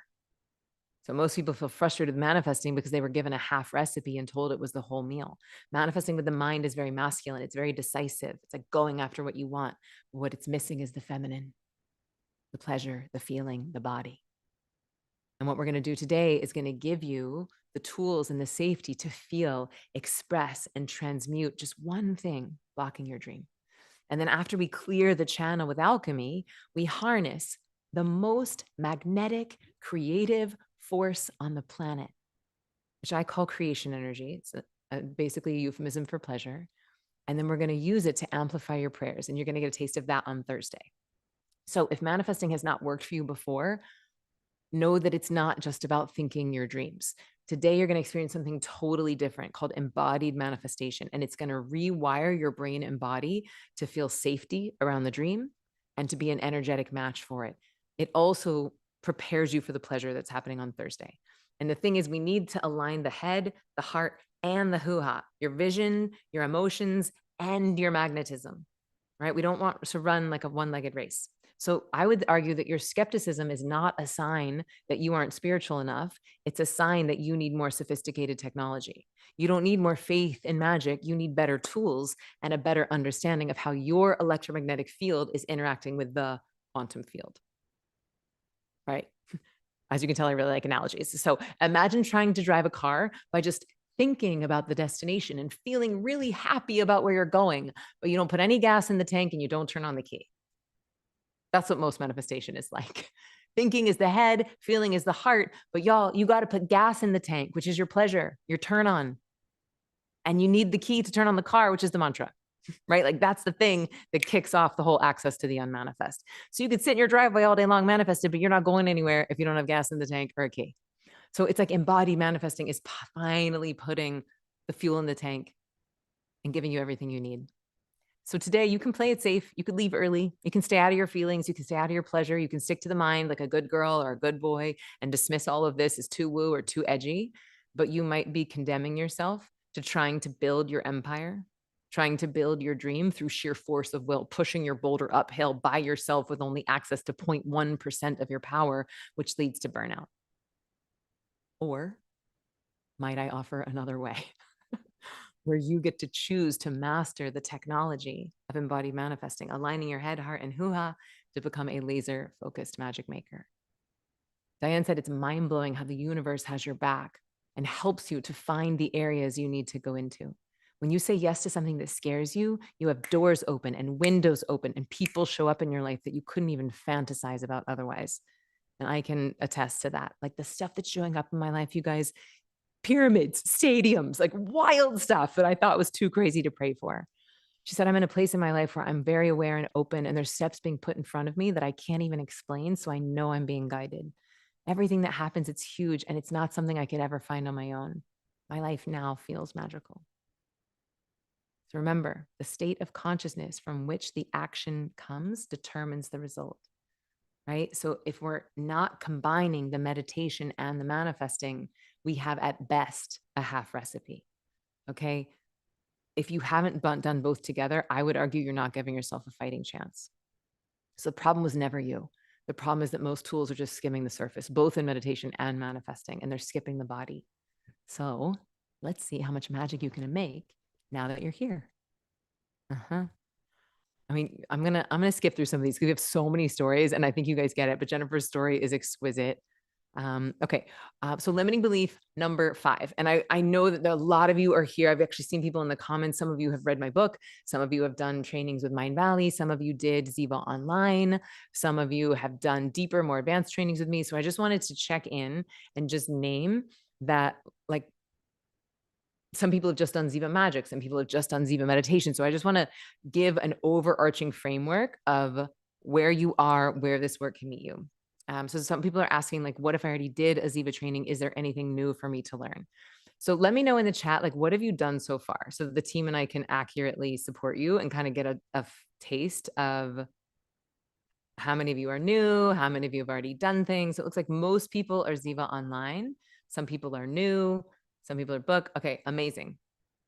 So I'll just say right out of the gate, wherever you are in your journey, what we're about to share that's coming next week, the Ziva experience, can meet you where you are and help you get where you want to go. There is something for everyone inside of it. Yeah. Okay. So this is really exciting. And I want to celebrate like every single one of you. And I want to celebrate all of the steps that you've taken on your consciousness journey. But a lot of people are already writing in and they're feeling like kind of like a lone wolf, where they're like, I feel like I'm practicing in a vacuum and I'm wondering if maybe I've hit a plateau, or is there a community that I could join? Or is there something else, like a deeper initiation beyond just like the initial tools? So it's very possible that you're ready for your next level of initiation. Because I don't think that consciousness is like a box that you check or like a single course that you finish. For most of us, this is a lifelong evolution. It's like once we taste the water, we're like, oh my God, my ex-husband used to say, Emily, you like to run downhill towards enlightenment. I was like, it's true. Like, I love this stuff. So you might have a foundation now, like I said, through the book, through Ziva Online, but the real magic happens when these tools become the foundation for this continuous expansion throughout our lives, meeting us wherever we are in different chapters of our lives, where you know how to evolve into the next level of performance, and you have an active, like-minded community to support you. And I find that the big challenge for all of us is that it's really difficult to stay committed and accountable on our own. Right? Like, I think that the stat is that we're 95% more likely to commit to a healthy habit when we have a time to check in and someone to check in with. 95% more likely. So if you've fallen off the wagon, you're not alone. There's nothing wrong with you. You likely just need a container and some accountability and some support. Because it's real easy to let life get in the way of your expansion and real easy to let it get in the way of your spiritual practices. I get it. I have a very brilliant, very attention hungry 8-year-old son. It's literally like every 30 seconds, mom, mom, mom, hey, mom, mom, mom, mom, mom, mom. And so I'm meditating with the soundtrack of like, mom, mom, mom, mom. And I get it. Like, if I wanted to quit, I'd have a million excuses too. And this is exactly why I am over the moon excited to share what is coming next week. It is called the Ziva Experience, and this is literally next level. And we designed it specifically to initiate you into the 2 most powerful lineages that I have ever found. And it's going to solve this isolation problem. And the whole experience is built for initiation, for community, for accountability, for fun, and to meet you exactly where you are. There's also like intimacy involved in it. There's like small groups, not intimacy like sexual intimacy, like a small group where you get to like know people. So whether you've done 0 trainings with me or you've done 3 trainings with me, this is going to bridge the gap between having the tools and living your highest potential every single day. Now, we're not opening the doors just yet, but I just wanted to plant the seed for those of you who have already been asking. And I want you to know that no matter what your history is with Ziva, that this is going to meet you and take you into your next level of evolution. And I'm going to be unveiling all the details next week. So stay tuned. And also, if you want, you can join the waitlist, which is just zivameditation.com/waitlist. So the team will put that in the chat. But I'm really, really excited. I've actually never offered both initiations inside of one experience ever before. And I've never taught at this level before. And also we have like, I think something like 60 or 70 Ziva guides who are coming on board because they have experienced an outrageous shift in their lives and they want to pour back into this community. So there's going to be a lot of love in this container. I'm not going to use air quotes every time I say the word container. Okay. Limiting belief number 6. Pleasure feels edgy, Emily. Oof. Every time you say it, I get a little bit of a hive. Just a single hive. Or like pleasure it sounds nice, but it's the last thing on my to-do list. So anyone here feeling this? Like, I feel uncomfortable every time we talk about it. I don't know if this is for me. And I just want to say, if that is you, of course it feels edgy. Of course. We were not raised in a culture that taught us that pleasure was indulgent. I'm sorry. We were not raised in a culture that taught us that pleasure was sacred. Most of us anyway. We were taught that it was indulgent at best and sinful at worst. And that wiring is not your fault. In a moment, I'm going to share the history and the science about all of this. And once you see it, you can't unsee it. Okay. I'm going to share why we've been purposefully divorced from this flavor of our divinity. So my invitation to you is to come, especially to Thursday, come with an open mind. Okay. Come ready to play full out, because this is where this whole series is building, right? The visualize, the alchemize we're going to do today, it's all going to climax on Thursday when we start to work with this. Now, if harnessing your pleasure to power your dreams sounds crazy or even a little scary, again, know that you are not alone. Like, check out the thread. Okay. How many people are like, yep, this feels scary. This feels edgy to me. We've been conditioned to carry so much fear and shame and embarrassment around one of the most beautiful gifts that nature has installed inside of us. And I believe that we can change this really quickly. I've actually seen it happen. That, like, that's one of the powers of pleasure, is that it amplifies and speeds things up. Right. And so for thousands of years, ancient civilizations understood that this creation energy, this life force that flows through your body, is one of the most powerful manifesting tools available. Like, people used to, like, I learned this from Regina Thomashauer. She said that, like, people used to, like, women would flash their hoo-has at crops to make them grow. And they would, like, etch things on walls, which we'll talk about in a moment. But in India, you've likely heard of Tantra. And Tantra is not just like sex yoga. Okay. It's not just the Kama Sutra. I would define Tantra as finding God where you thought it was not. Right? It is about the beautiful marriage of the masculine and feminine, first inside of ourselves. And then it can happen in union, not necessarily just male and female, but Tantra is finding God where you thought it was not.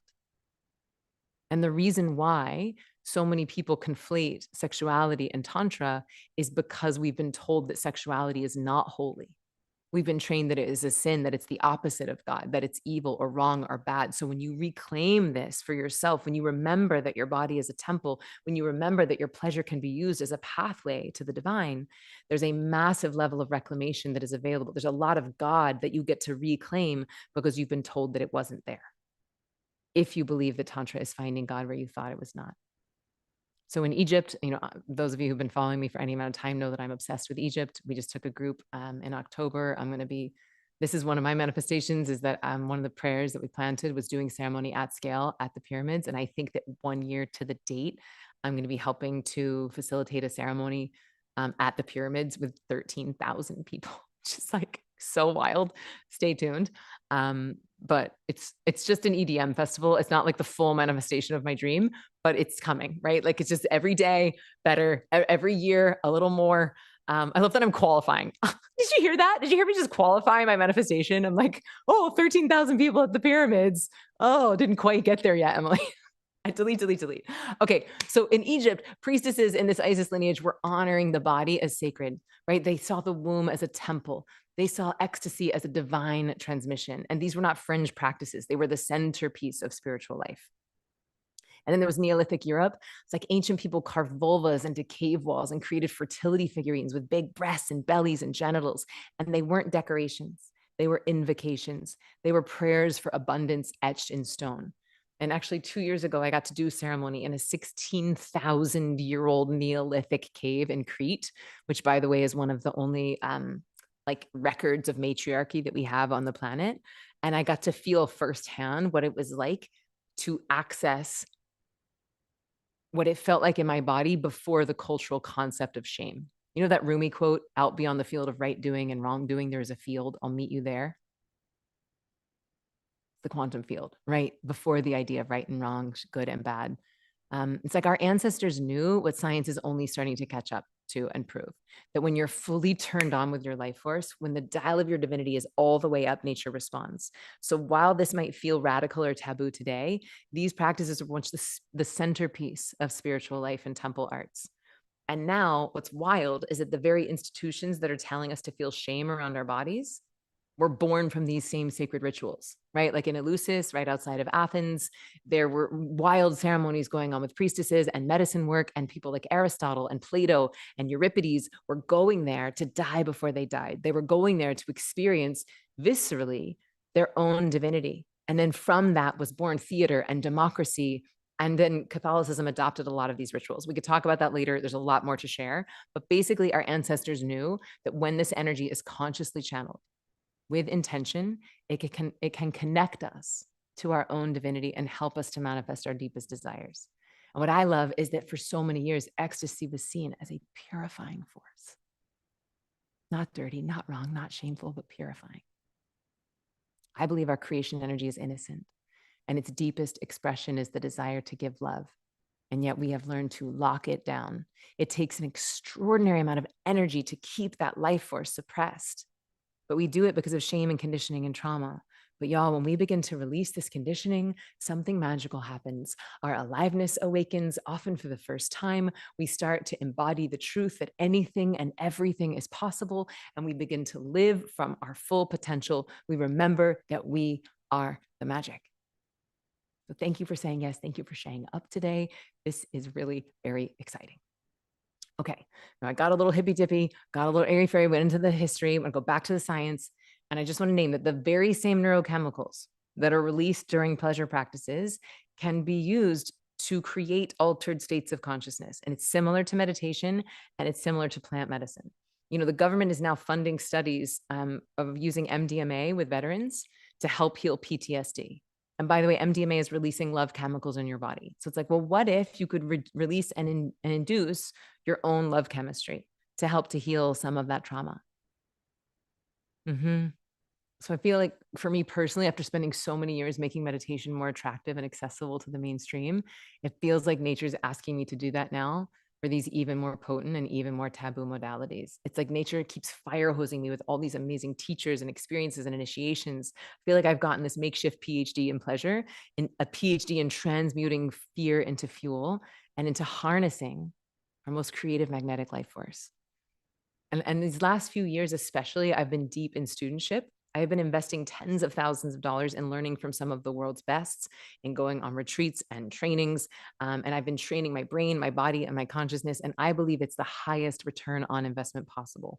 Every single one of my ultra successful friends, they all have one rule: invest in yourself first, both financially and time-wise. Pour into yourself first, because they know that it's always the highest ROI. And I keep doing that again and again and again, not only so that I can manifest my dreams, but so that I can be an even more masterful teacher for all of y'all. All right, so just coming back to the shame piece, if you're feeling a little put off, because I went from being like a corporate meditation teacher for extraordinary performance to then coming out of the gate swinging hat, being like, hey, everybody, we're gonna do some crazy stuff on this retreat. And Signy wrote in and she was like, I had a lot of shame seeing those first emails from Ziva about using pleasure to pray. I was like, no, thank you. That is not for me. But now she realizes this work helps with deserving power and worthiness like nothing else I've seen. One of my best friends I lost touch with came back into my life. I am excelling at my job, all while having more work-life balance. I've navigated a really tough scenario at work that might have broken me in the past. And that's from an extraordinary woman named Signy. Oh, Jennifer, you're going to hear a lot about Jennifer. She's actually inside of Ziva Magic. She said, I can't imagine anyone having made me feel more safe to explore these practices than Emily. She makes it accessible, and I would have never, ever considered myself the type of person to pursue anything related to pleasure. And now it's changed my whole life and my marriage for the better. Any resistance or fear you have now, know that this work teaches you how to love that part of yourself, how to move through it in a way that was not intuitive for me. And this community makes me believe that we can leave this world better than we found it for our kids. So I'm going to share this beautiful story of Jennifer and her husband, Evan. Okay, here we go.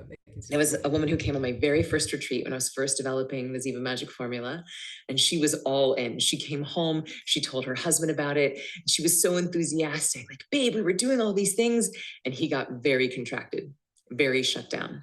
And lo and behold, the next retreat, this woman, her name is Jennifer, and she's given me her consent to share her story. This woman, Jennifer, invited her husband, Evan, on the retreat. Now, Evan was on the plane on the way to Costa Rica, praying that the plane would not take off. He was like, please don't let this plane take off. He did not want to come. He did not want to be there. Well, the plane did take off. They did show up. And for the first 3 days, I was like, uh-oh, he had so many walls up. You could just feel that he was like, this is dumb. I don't even know why I'm here. Well, cut to, by the end of the retreat, Evan is in his body. He is dancing. Everyone is celebrating him. He's becoming like Ziva's biggest fan. He's celebrating all the things that he's manifesting. He does a testimonial where he's crying and talking about how everyone in the world needs to learn these tools. These techniques are like life-changing, relationship-changing, and everything for me. Yeah. Thank you so much. Oh my gosh, you're gonna make me cry. I've honestly never seen such a wild, dramatic transformation from deep deep, hesitant, resistant skeptic to wild, enthusiastic practitioner of these tools. Yep. I love them so much. Like, I was actually like, ooh, should I, like, when they were so skeptical when they came, I was concerned about their marriage. And now, like, they are they're great friends, and it's so fun to watch how things have shifted. So Cliff's notes here is that you don't have to be comfortable with all of this. You just have to be willing to try. Okay. Pleasure is your birthright. And I would argue that using it to pray is not indulgent. It is the most powerful thing you can do. And all we're doing inside of the Zeep experience is going to prepare you for the pleasure. Okay. So final piece, and then we're going to actually go into the alchemize section. We're going to move our bodies. I know we're running a little bit late, so thank you for your patience. And don't worry if you need to bounce, we've got the replay. So this is 7, and this is going to prepare us. So I want you to listen to this, number 7, through the lens of preparing yourself for the exercise that we're about to do. Okay. So people who feel afraid of feeling their feelings, I think this is the single biggest invisible cage that most people are trapped in. And it's like we can't even see the almost infinite ways that it keeps us from our dreams. So I would take notes on this one, right? Because it's going to prepare us. So is there a piece of you that is secretly thinking, I'm scared of what will come up if I actually let myself feel? Like, what if I can't handle it? What if I fall apart? What if I lose it? And I just want to say that, of course, you're scared, because most of us have not been trained to feel our feelings, right? We've been trained since infancy to, like, shh, have a bottle, have a toy, have some pills, have some weed, have some booze, have some porn, have some SSRIs, but don't feel, right? And so then we just keep numbing. And according to Freud's theory of defense mechanisms, people often employ strategies like denial and rationalization to avoid facing uncomfortable emotions. So you might be denying your dream or rationalizing your way out of even starting, all because you haven't been trained how to move your feelings. And I would argue that our feelings are meant for feeling. And when you feel what is real, then you can heal. And what I've discovered is that bliss is actually any feeling fully felt, even rage, even grief.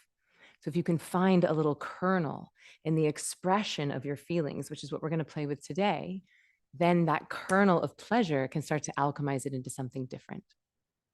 And, you know, I hear this all the time. People are like, Emily, I would die for my kids. And I'm like, that's cool. Would you get happy for them? Would you be willing to feel your feelings for them? It's like the old belief is feeling my feelings is going to break me. But the new one is that feeling my feelings is what finally sets me free. And it's not just the energetic world that changes. When you start releasing your emotions, your physical body starts to get more healthy and radiant. You know, people are always asking me about my skincare routine because I'm pushing 50 and I feel like my skin just keeps getting better and better. And they're mad when I don't tell them like a whole bunch of creams. And it's fascinating to me that we'd rather put chemicals on our face and inject ourselves with things that won't allow us to feel our emotions than actually do things that make us feel good from the inside, which changes how we look on the outside. So everyone's talking about embodiment. Today, we get to actually practice it. Okay. Embodiment means practicing what you preach. So I'm going to just kind of fly through these slides here because I want us to actually have space to practice. So I remember I said that today was going to be the toughest day, but it's also going to be the most fun. And it's going to allow us to clear the thing in the way of your dreams. Oh, this one's important. 2010 study said that people prone to emotional suppression are less likely to engage in behaviors aligning with their true desires. They tend to avoid their long-term goals in favor of safer, more immediately satisfying actions. So this is a double bind, y'all. If you suppress your emotions, not only do you lower your vibration, but this study is suggesting you'll be less likely to take the action required to get the dream. That's what we're going to change today. So what does all this have to do with manifesting? The thing keeping you from taking the action on the dream is the anticipation of the pain of it not working out. But if you have the tools to actually feel and transmute the pain, then you're going to be a lot braver to take the action. Oh, side note. So tomorrow is Mary Magdalene's feast day, which is all about the divine feminine, which is all about the work that we're doing today and Thursday. Other piece of science, just to make you really inspire you to play full out in a moment, is that the British Medical Journal found that dancing is the single best form of exercise for treating depression. It beats out walking, jogging, yoga, Tai Chi, and strength training, outperforming SSRIs and cognitive behavioral therapy. The study looked at what kind of exercise treats major depressive disorder alongside or compared to psychotherapy and antidepressants. 218 studies, 14,000 participants. Dance produced significantly larger reductions in depression than anything else tested. Dancing stood at the top of the charts, and that's what we're about to do. So we've got a lot more stories. I think you guys get it. This one was wild. That Allison was actually like, her family didn't like emotions being expressed. And so she learned to repress her own. And then through doing this work that you're about to get a taste of, she felt like the walls around her heart were unfolding. And now she feels like she gets to be an example for her kids. So I want to know in the chat, how many of you grew up in households that were like supportive of emotions? And if you didn't, how did your family talk about feeling your feelings? We have before and afters from people who start feeling their feelings and alchemizing. Yep. Thank you for sharing. Yeah, just never talk about it. Don't express it. I'll give you something to cry about. No talking of emotions. You're a basket case. Be a big girl. Yeah. Oof. Yeah, this makes me really excited to go into this right now. And also a reminder to be really gentle with yourself as we go into this, right? Because pain is going to travel through generations until someone is brave enough to feel it. So Cliff's Notes is, if you're feeling nervous about feeling your feelings, it makes sense. You're not alone. But if your dream is important to you and you're not yet a vibrational match for it, then we need to alchemize the blocks to turn it into fuel. All right. We did it. We made it all the way to the exercise. Good job, you guys. Give yourself a high five. All right, we're gonna warm up. So Cliff's Notes before we actually start. Let me stop sharing here for a moment. Boom, boom, boom. Let me come on. Oh, hello. Are you still here? Yep. Okay, great. All right. So what we're about to do is a little taste of Alchemize. And the whole deal here is we're going to find safety in our bodies. And then we're going to tune into anything that you think might be keeping you stuck, any old gunk in your hose. And I'm going to be DJing. So we're going to go in, we're going to start with some sacred rage. And then usually that is like the inner toddler that's like, no, I haven't gotten my dream yet. It's not fair. Like your inner protector. And oftentimes that is protecting a piece of you that's a little bit younger and a little bit more vulnerable and a little bit more scared, or maybe even a little sad that you might never get the dream, right? And then we're going to get to express that.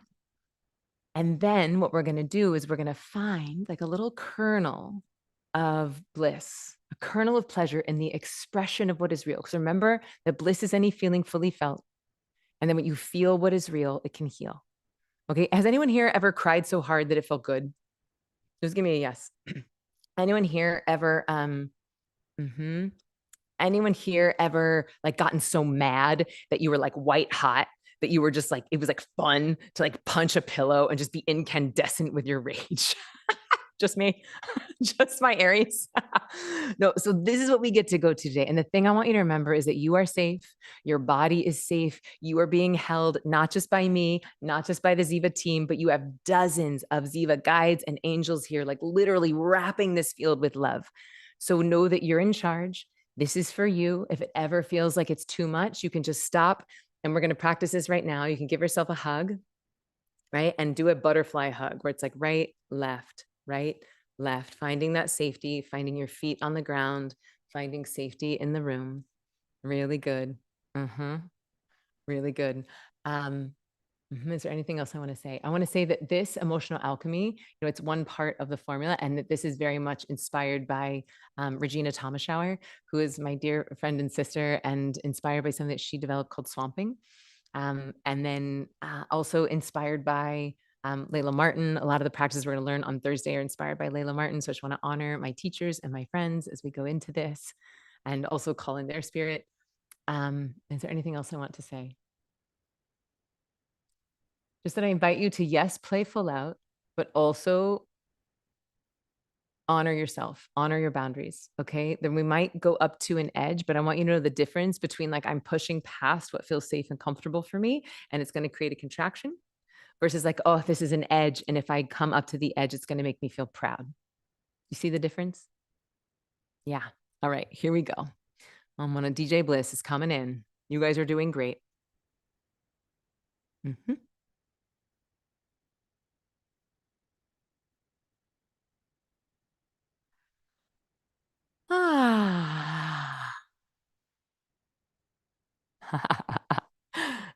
This warm-up song is inspired by my son. He found it on a playlist called Songs to Annoy Your Mother. It is a little annoying, but I think you're going to understand why I'm playing it. So I invite you to stand on up, take a big deep breath in. Have you ever had a dream that? Can you hear the sound? You once. Have you ever had a dream that you So just finding that beat, this sweet little kid. Have you ever had a dream? Have you ever had a dream that you could Giving yourself a little hug, squeezing your right shoulder, your left shoulder. Just start to walk it out around your room.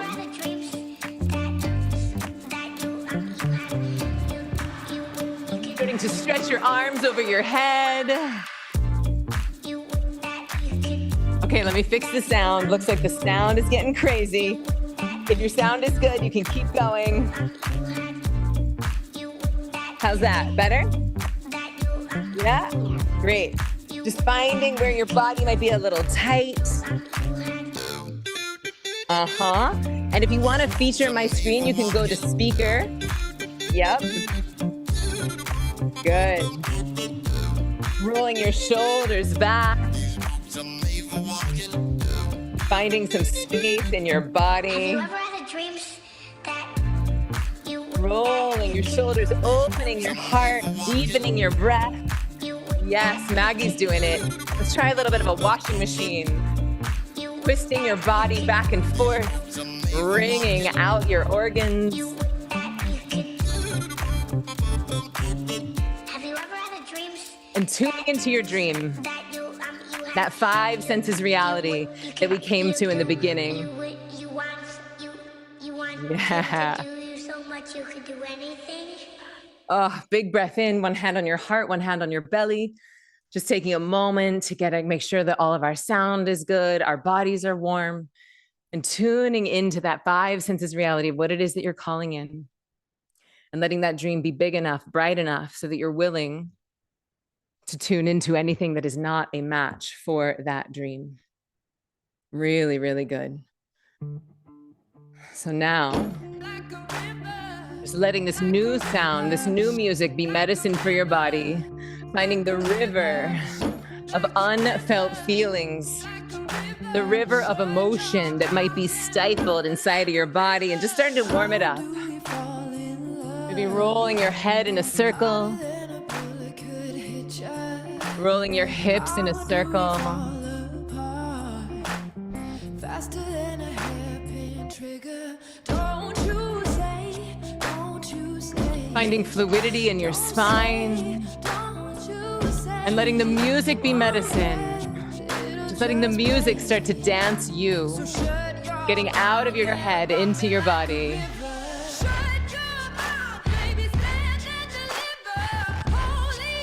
Finding that drum beat and maybe starting to stomp on the ground, letting your inner child, your inner toddler out to play.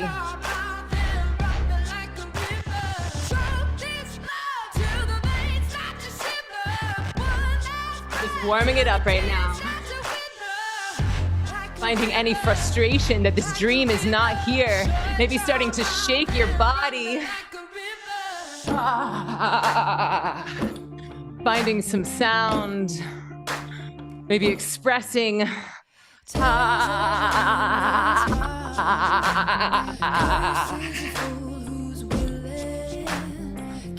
Inviting your inner child out to play, letting it be silly, letting it be awkward, letting it be weird. Yes, moving out all that stagnant energy.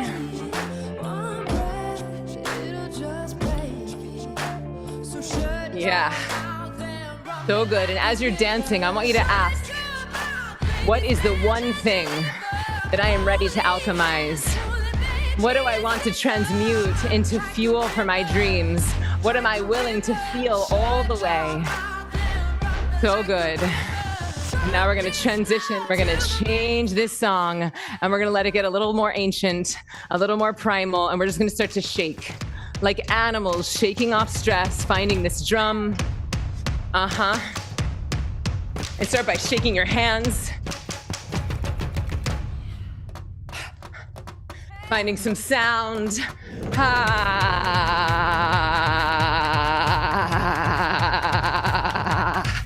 And now shaking your hips.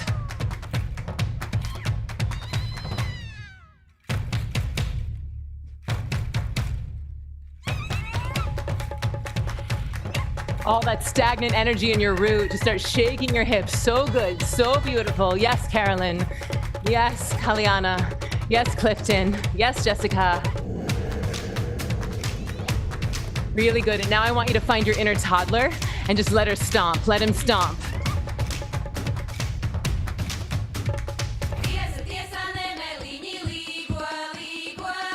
Like a little toddler that might be angry that this dream is not here yet.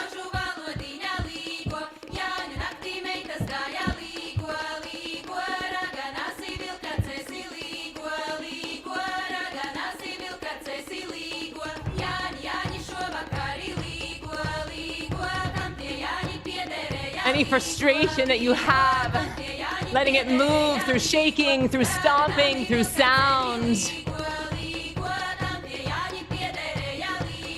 Doesn't have to be pretty.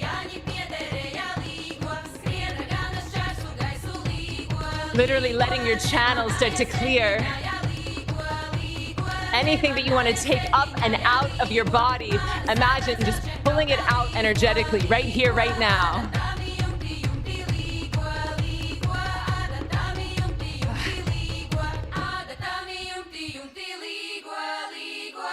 Anything that's happening on the planet right now that feels frustrating to you, can you stomp that out? Could you even start to punch the air? Ha, ha, ha, ha, ha, ha, ha, ha, ha, ha.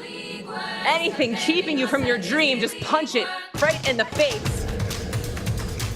Yes, so good. So brave, finding that inner alchemist, that ancient, archetypical rage, so good. Your inner protector. So good. And if it feels good to you, maybe start to growl like a lion.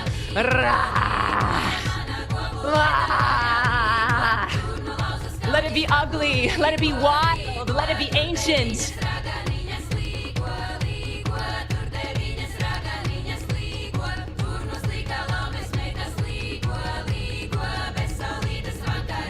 If you're a little toddler having a tantrum as to why this dream has not shown it up. Yes. So good. One hand on your heart, one hand on your belly. Big, big breath in. Exhaling on an ah. Another big breath in, finding safety in your body. Exhaling on a hum.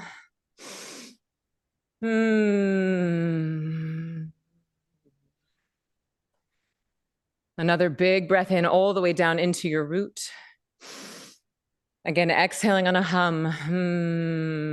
Finding safety, finding regulation, knowing that this is your body, your life, your dream. This is for you. There's no way to do this right or wrong. Feeling how held you are by this community. And then just letting me know in the comments, how are you feeling now? Was that like a warm up? Do you feel like there's more anger that wants to be expressed? Do you want permission to go even deeper into the frustration? Maybe there's personal frustration about your dream not coming up, but maybe there's frustration about everything that is happening on the planet right now. One of my teachers said, if your life is going great, I offer you the suffering of the planet. Yeah, feeling great and there's more there. I feel like, yes, feels like I'm feeling tingly, feeling less restrictions. Okay, so here's a lot of people are saying, I feel no anger. You're not alone. This is just the warm up, okay? You're doing great. I oftentimes don't feel anger when I start, but here's the thing. Sometimes we cry because we're angry, or sometimes we yell because we're angry, and sometimes we're angry because we yell, right? This is actually a Stanislavski quote. Sometimes I punch the desk because I'm angry, and sometimes I'm angry because I punch the desk. So we're gonna do one more song, and I'm gonna give you some toddler moves, some toddler choreography. Okay, here it is. You can actually just lay on the ground, and you can like punch, you can like kick, you can go like this, you can punch the air, And you could just be like, no, no, no. But right now we get to be like little kids, our little brat selves that's just pissed about the state of the world, that there's acid rain and fires and war and injustice. Like all of that gets to come out to play. We're going to do one more song of this protector. And then we're going to tune in and see if there's a little bit more vulnerable piece that wants to come out. So finding your power, finding your safety, standing back up. You're doing great. Finding this new medicine. So good. And just giving yourself permission to let it be true for you. Finding the stomping, the punching, the no.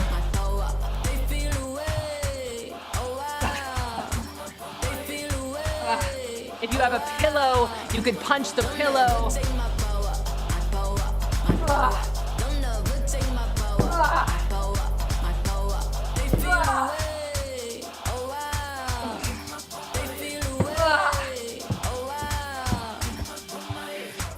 I was always in the lead. Who you wanna be? I'm who they wanna be. BEAUTYE. Never seen Yes, so much beautiful, so brave.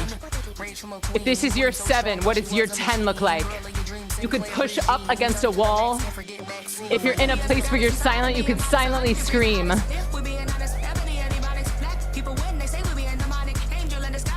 I want you to find that ancient primal energy, that alchemical fire, that incandescent power.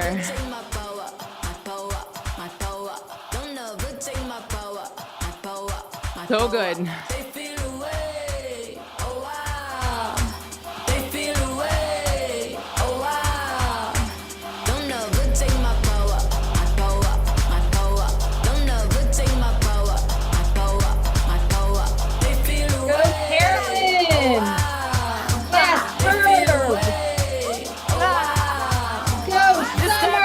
Get it out! Lightning, this that bird, this ain't no perm. This that nappy, this that herb, this that kinfolk. Yes, this that Tammy. sportsfolk, this that war, this that bloodline. On the front line, ready Yes, for war. Where you Tammy. wanna run? Get it loose, get it low, get it low. Why you get it Last loose? 10 seconds. Anything else that wants to come through? All the way. Better protect my grace. So Keep it good. locked in the safe. Don't make me get back to my ways. My power they never take. So good. One hand on your belly, one hand on your heart. Big deep breath in. Exhaling on a growl.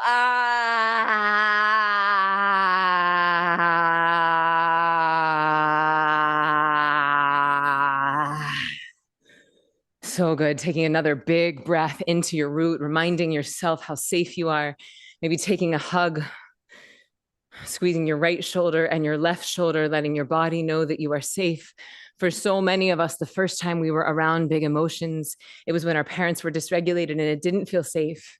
So right now, I want you to tell your inner child that she or he or they are safe. So good.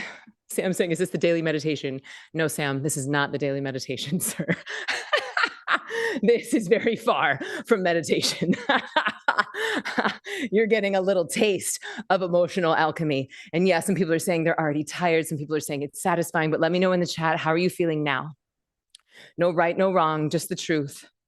And a way to find out, was there, oh yeah, someone's saying, I feel a little sad, alive, I needed this, I feel free, I feel tired, I feel drained. Yep, I feel loose and free. Okay. So did anyone find just like a little kernel of pleasure in the expression of that anger? Like, did it feel good to punch the pillow? So now for most of us, this inner like toddler, this brat, this protector is protecting a younger, more vulnerable piece of us that might be scared or sad that the dream is never going to show up. So we're going to move into sacred sorrow. We're going to see if there might be some uncried tears. And the trick about sorrow is that sometimes it makes you want to be still. So I'm going to invite you to really move it. Even if it's just a sway or a roll, here's some things you could do. You could squeeze a pillow. You could stretch. You can wail. You can move your body in circles, but anything but still, okay? We're just going to see if there might be a little fear or a little sorrow that wants to be witnessed in community. Because pain witnessed in community can be transmuted. You're doing great. Thank you for being patient with us through our technical. So good. Finding this new medicine, this new music, and letting it move your body.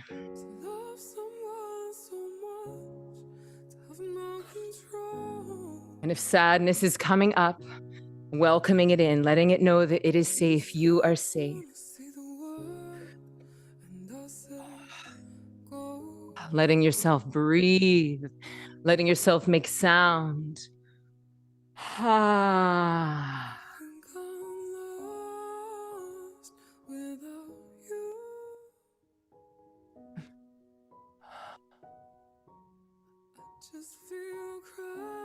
Letting it be soft and slow and true.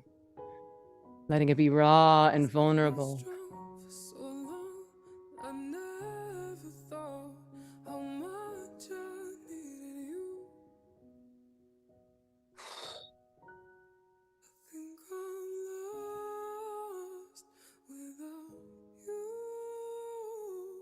Emily, can you give a little volume on the music, please? Yeah, the music just is quiet right here, but I'm gonna turn it all the way up. Yeah.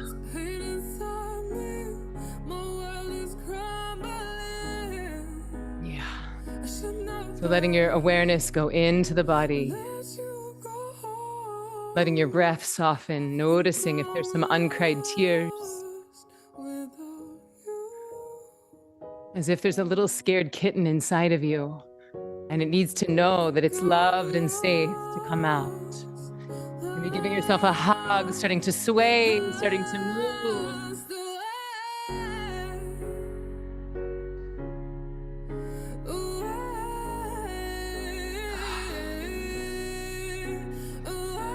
Sometimes even fake crying, just wailing, maybe like a wolf howling at the moon.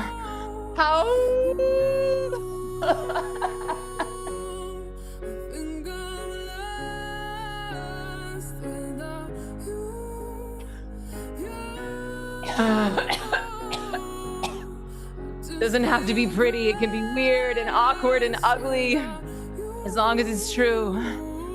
Just letting your body do what it needs to do. Your body is smart. It is wise. Feeling how held you are. Feeling how loved you are. So good.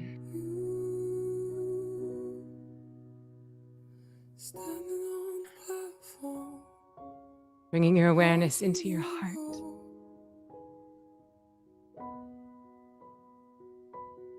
You said I want to see the world, and I said go. Really, really good. One hand on your heart, one hand on your belly. Big deep breath in. Exhaling again on a hum, knowing that this hum is regulating your nervous system, connecting your brain and your body, letting that inner child know that it is safe, that you are held. I literally want you to imagine giving your inner child a hug right now. I love you. You are safe. I love you. You are safe. It's safe to feel. When we feel what is real, it can heal. And just letting me know in the chat, how are you feeling now? What's coming up now? Cynthia's having an extremely hard cry. I open up my eyes. And there's something outside the window. My cat came to dance with me during the sadness part. I'm feeling sorrow, vulnerable, present in my body, deep grief and crying, release, tenderness, so sad. So even though I know that we've been trained not to feel our feelings, I want to celebrate every single one of you. This is beautiful. This is brave. I'm so inspired by every single one of you. And if you're feeling numb, know that that is okay too. You can feel the numbness all the way. We're going to do a few more seconds. We're going to stay in this sadness just to see if there's anything else that wants to move. You're being so outrageously brave. Here we go. Letting this new music be new medicine. Letting it sound, letting it breathe, letting it move.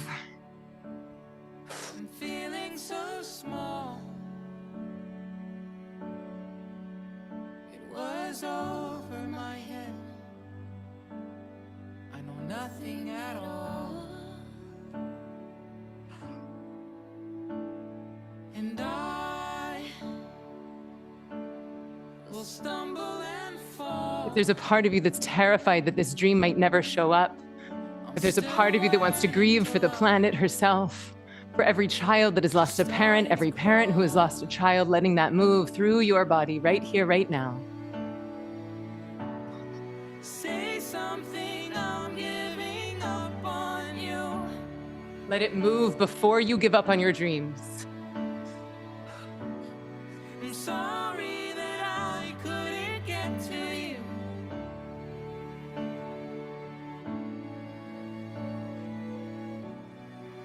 Letting sound come out if you have space and safety to do it, just wailing or howling, letting your inner child know that it's safe, they're safe. Say something, I'm giving Ah, up ah, ah.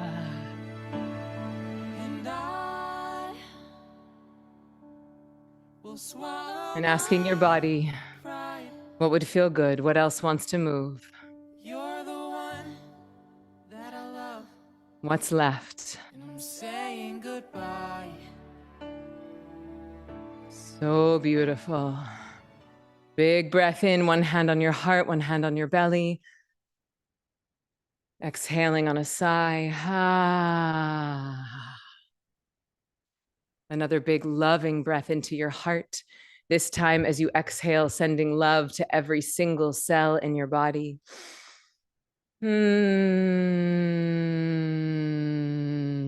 And know that this is just a taste. If there's numbness or you couldn't feel the emotions, that is all A-okay. That numbness is a feeling.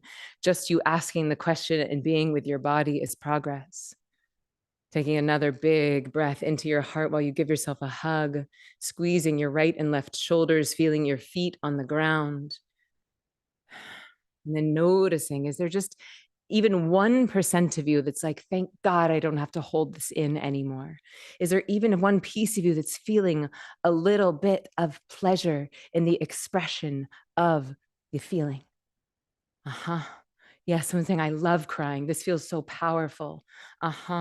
It's so powerful to do this with others. Huge piece of me feels relieved. I feel pleasure in the feeling. Yes, yes, yes. So for our final song, we're just going to find that pleasure. We're going to find that bliss, and we're going to amplify it. So you've just cleared the channel. You've just alchemized grief and sorrow. And now we get to pour bliss into our containers. Bravo. Here we go. We're going to let Beyonce help us out. And we're going to find pure love. We're going to find pure joy, and we're going to fill up every cell in our body with joy. Here we go.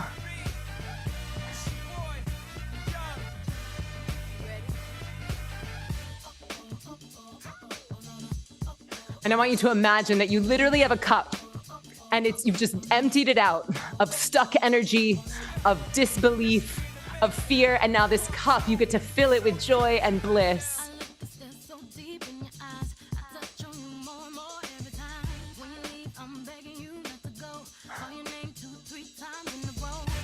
Sound is all the way up. We are maxed.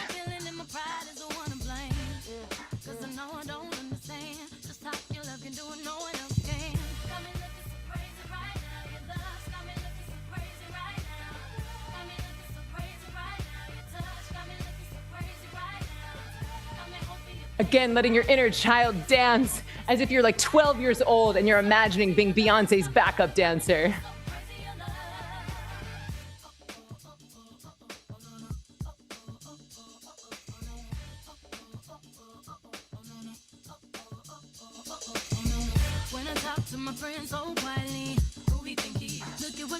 That's right.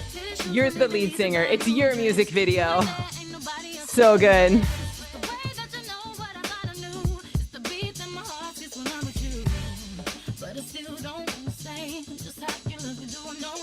Imagining your version of heaven on earth, your dream already here, and dancing that dream in as if it's already done. Bringing the frequency of bliss to your body, bliss to the planet.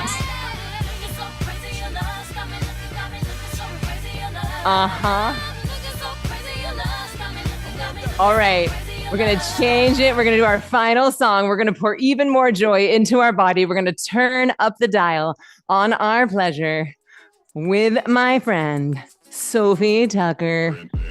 Here we go. Yes, yes, yes, yes. Letting your booty get into it. Let her hoo-ha get into it.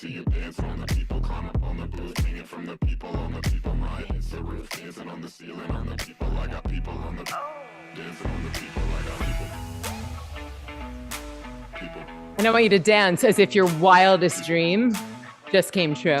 You signed the contract, you met the person, you got the job, you got the house.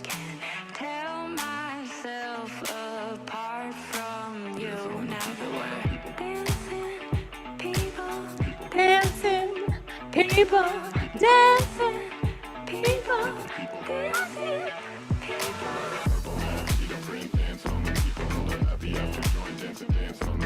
I want you to see if you can open your heart even wider, letting the frequency of pure joy pour into your heart, letting your cup fill up with the frequency of your dream.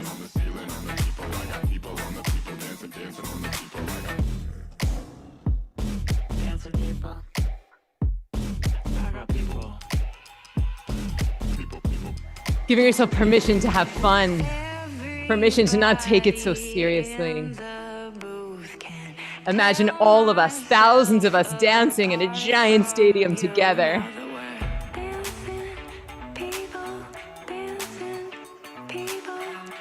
Giving each other a high five, celebrating.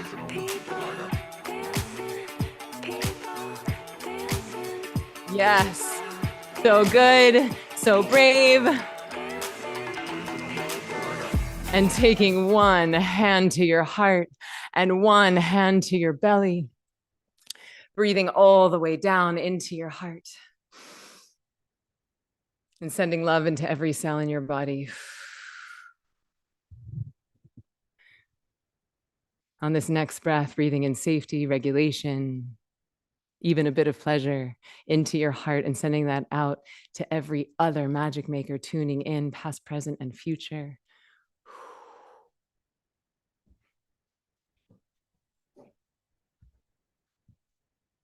Giving yourself an enormous, enormous high five. We have covered an extraordinary amount of ground today. We have gone deep into alchemy, deep into pleasure, deep into our bodies. And I want you to take a moment to acknowledge the inner child inside of you, the one that was told not to feel, not to cry, not to express. And I want you to give her or him or them a hug and say, good job. Good job. You are welcome here. You are allowed to feel. It is safe to feel. I've got you now. I've got you now. And me and you together, we get to bring our dreams into fruition. Feeling your feet on the ground, coming back to the thing that feels the most safe inside of your body, coming back into the thing that feels the most safe inside of your room. And let's take a moment to send all of this bliss, all of this pleasure out to the whole planet, to anyone who could use some love right now, anyone who's feeling alone or sad or who's sick, just sending them, beaming this, some of this bliss and this love, knowing that this is for ours and for everyone's highest good.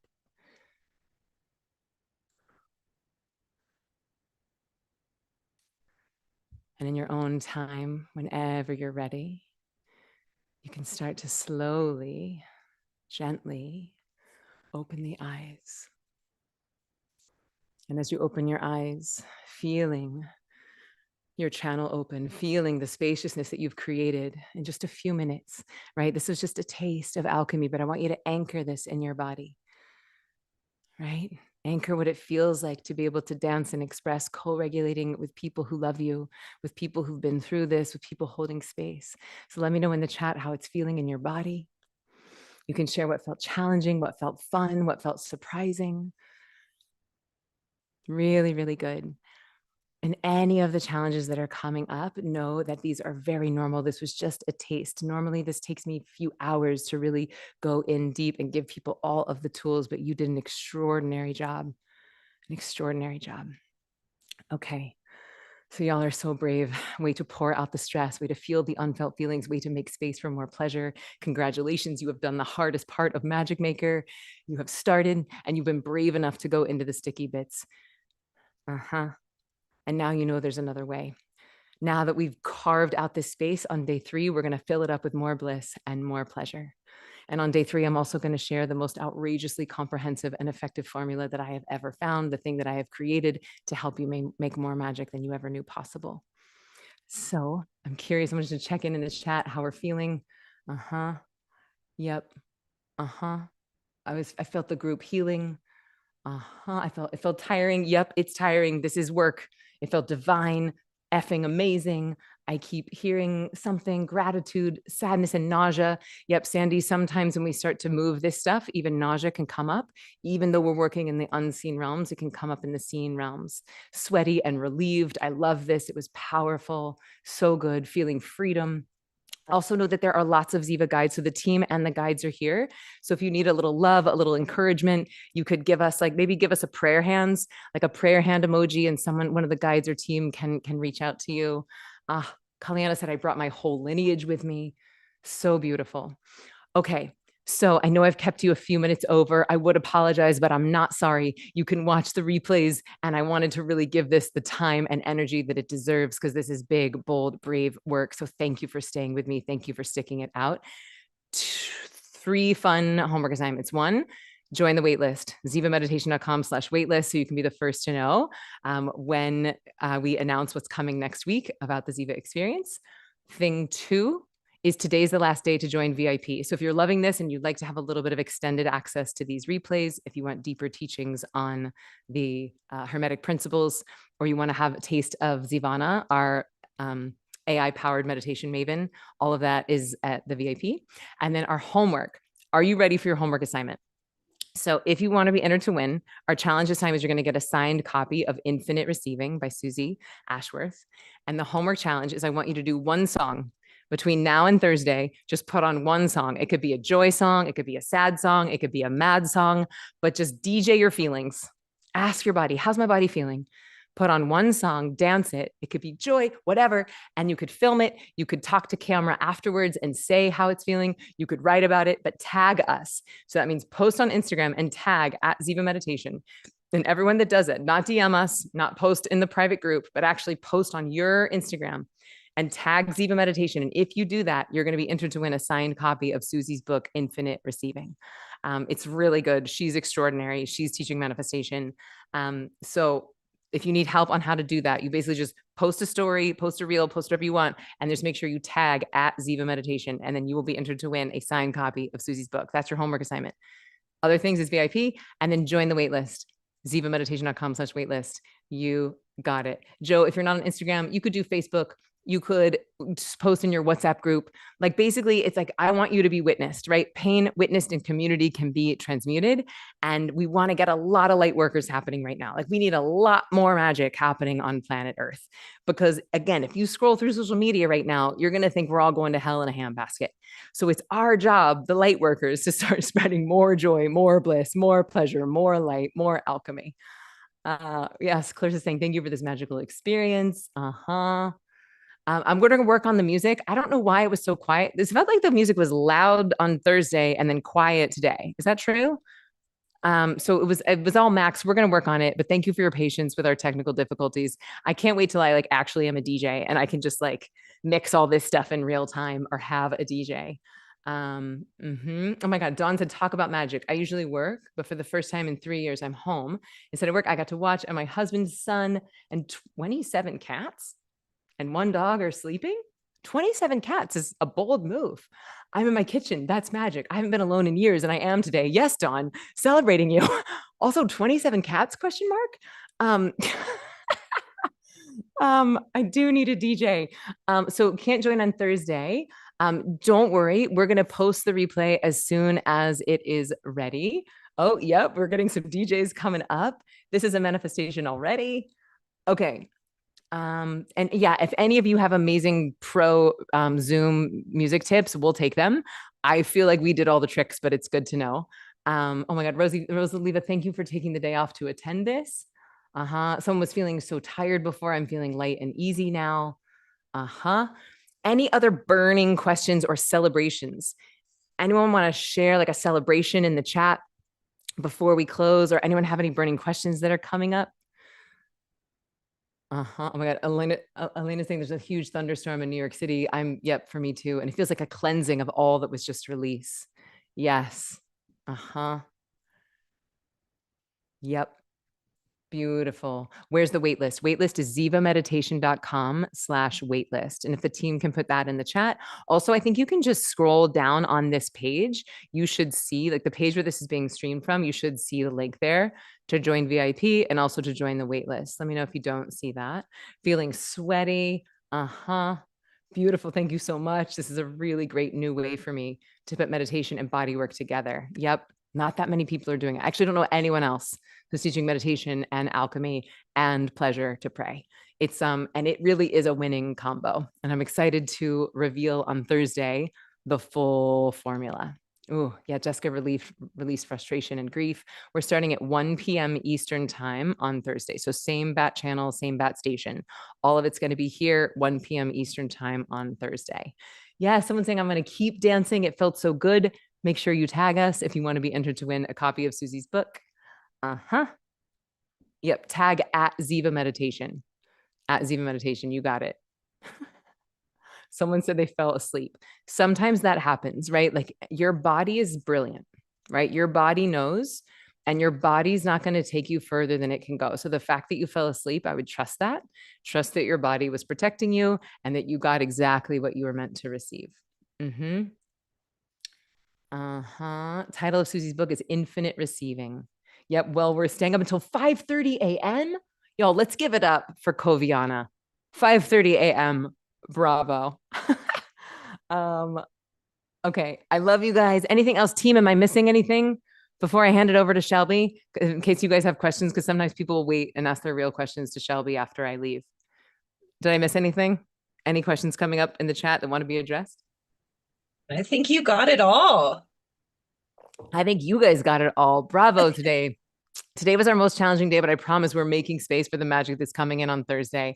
All right. I love you. I'm going to hand the microphone to Shelby. I love you. I love you. I love you. Join the wait list, share your magic, dance, tag us, and I'll see you on Thursday. Goodbye. All right, everybody. Hello. So like she said, go ahead and put any questions in the chat. I'm going to stick around for a couple minutes. And while you put your questions in the chat, I actually have a little video that our amazing editor put together. Just more people talking about their experience with Ziva, some really fun stories. So stay tuned.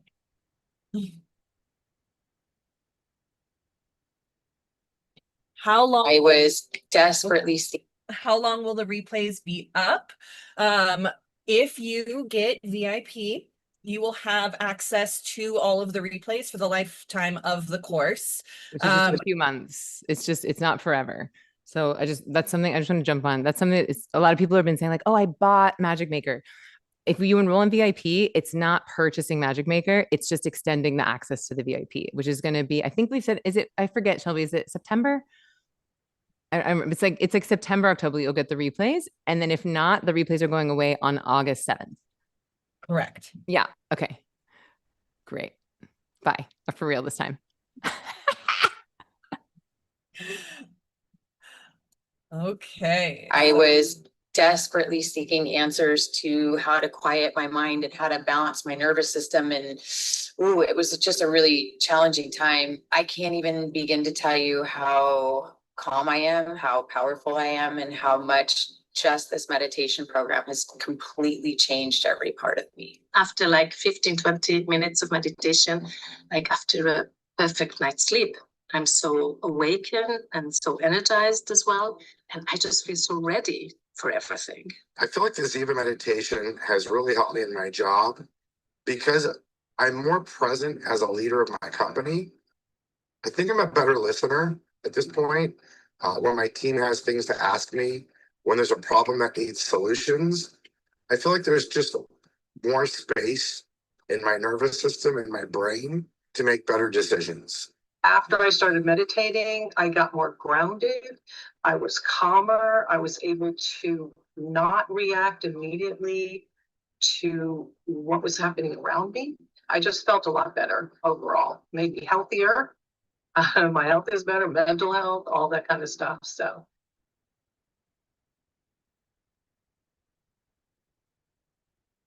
Okay. So quickly looking through a couple questions before we hop off. We're always here to help you at info@zivameditation.com if I don't get to your questions right here.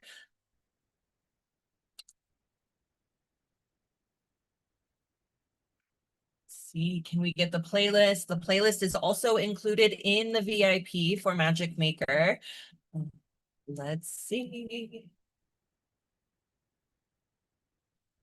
All right, so yes, VIP gives us access to the replays for how long? It is a few months, and I believe that is until October. So plenty of time to go through and re-experience all 3 sessions of Magic Maker.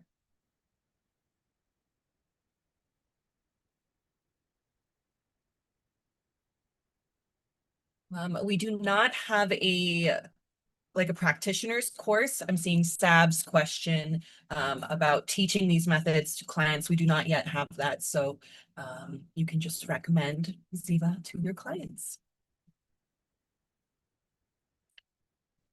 All right, friends, we will see you in your inboxes. We will see you Thursday at 1 p.m. Eastern. Send any other questions that you have to info@zivameditation.com. Join the waitlist, and today is the last day to get on VIP and get all of those benefits. We will see you so soon.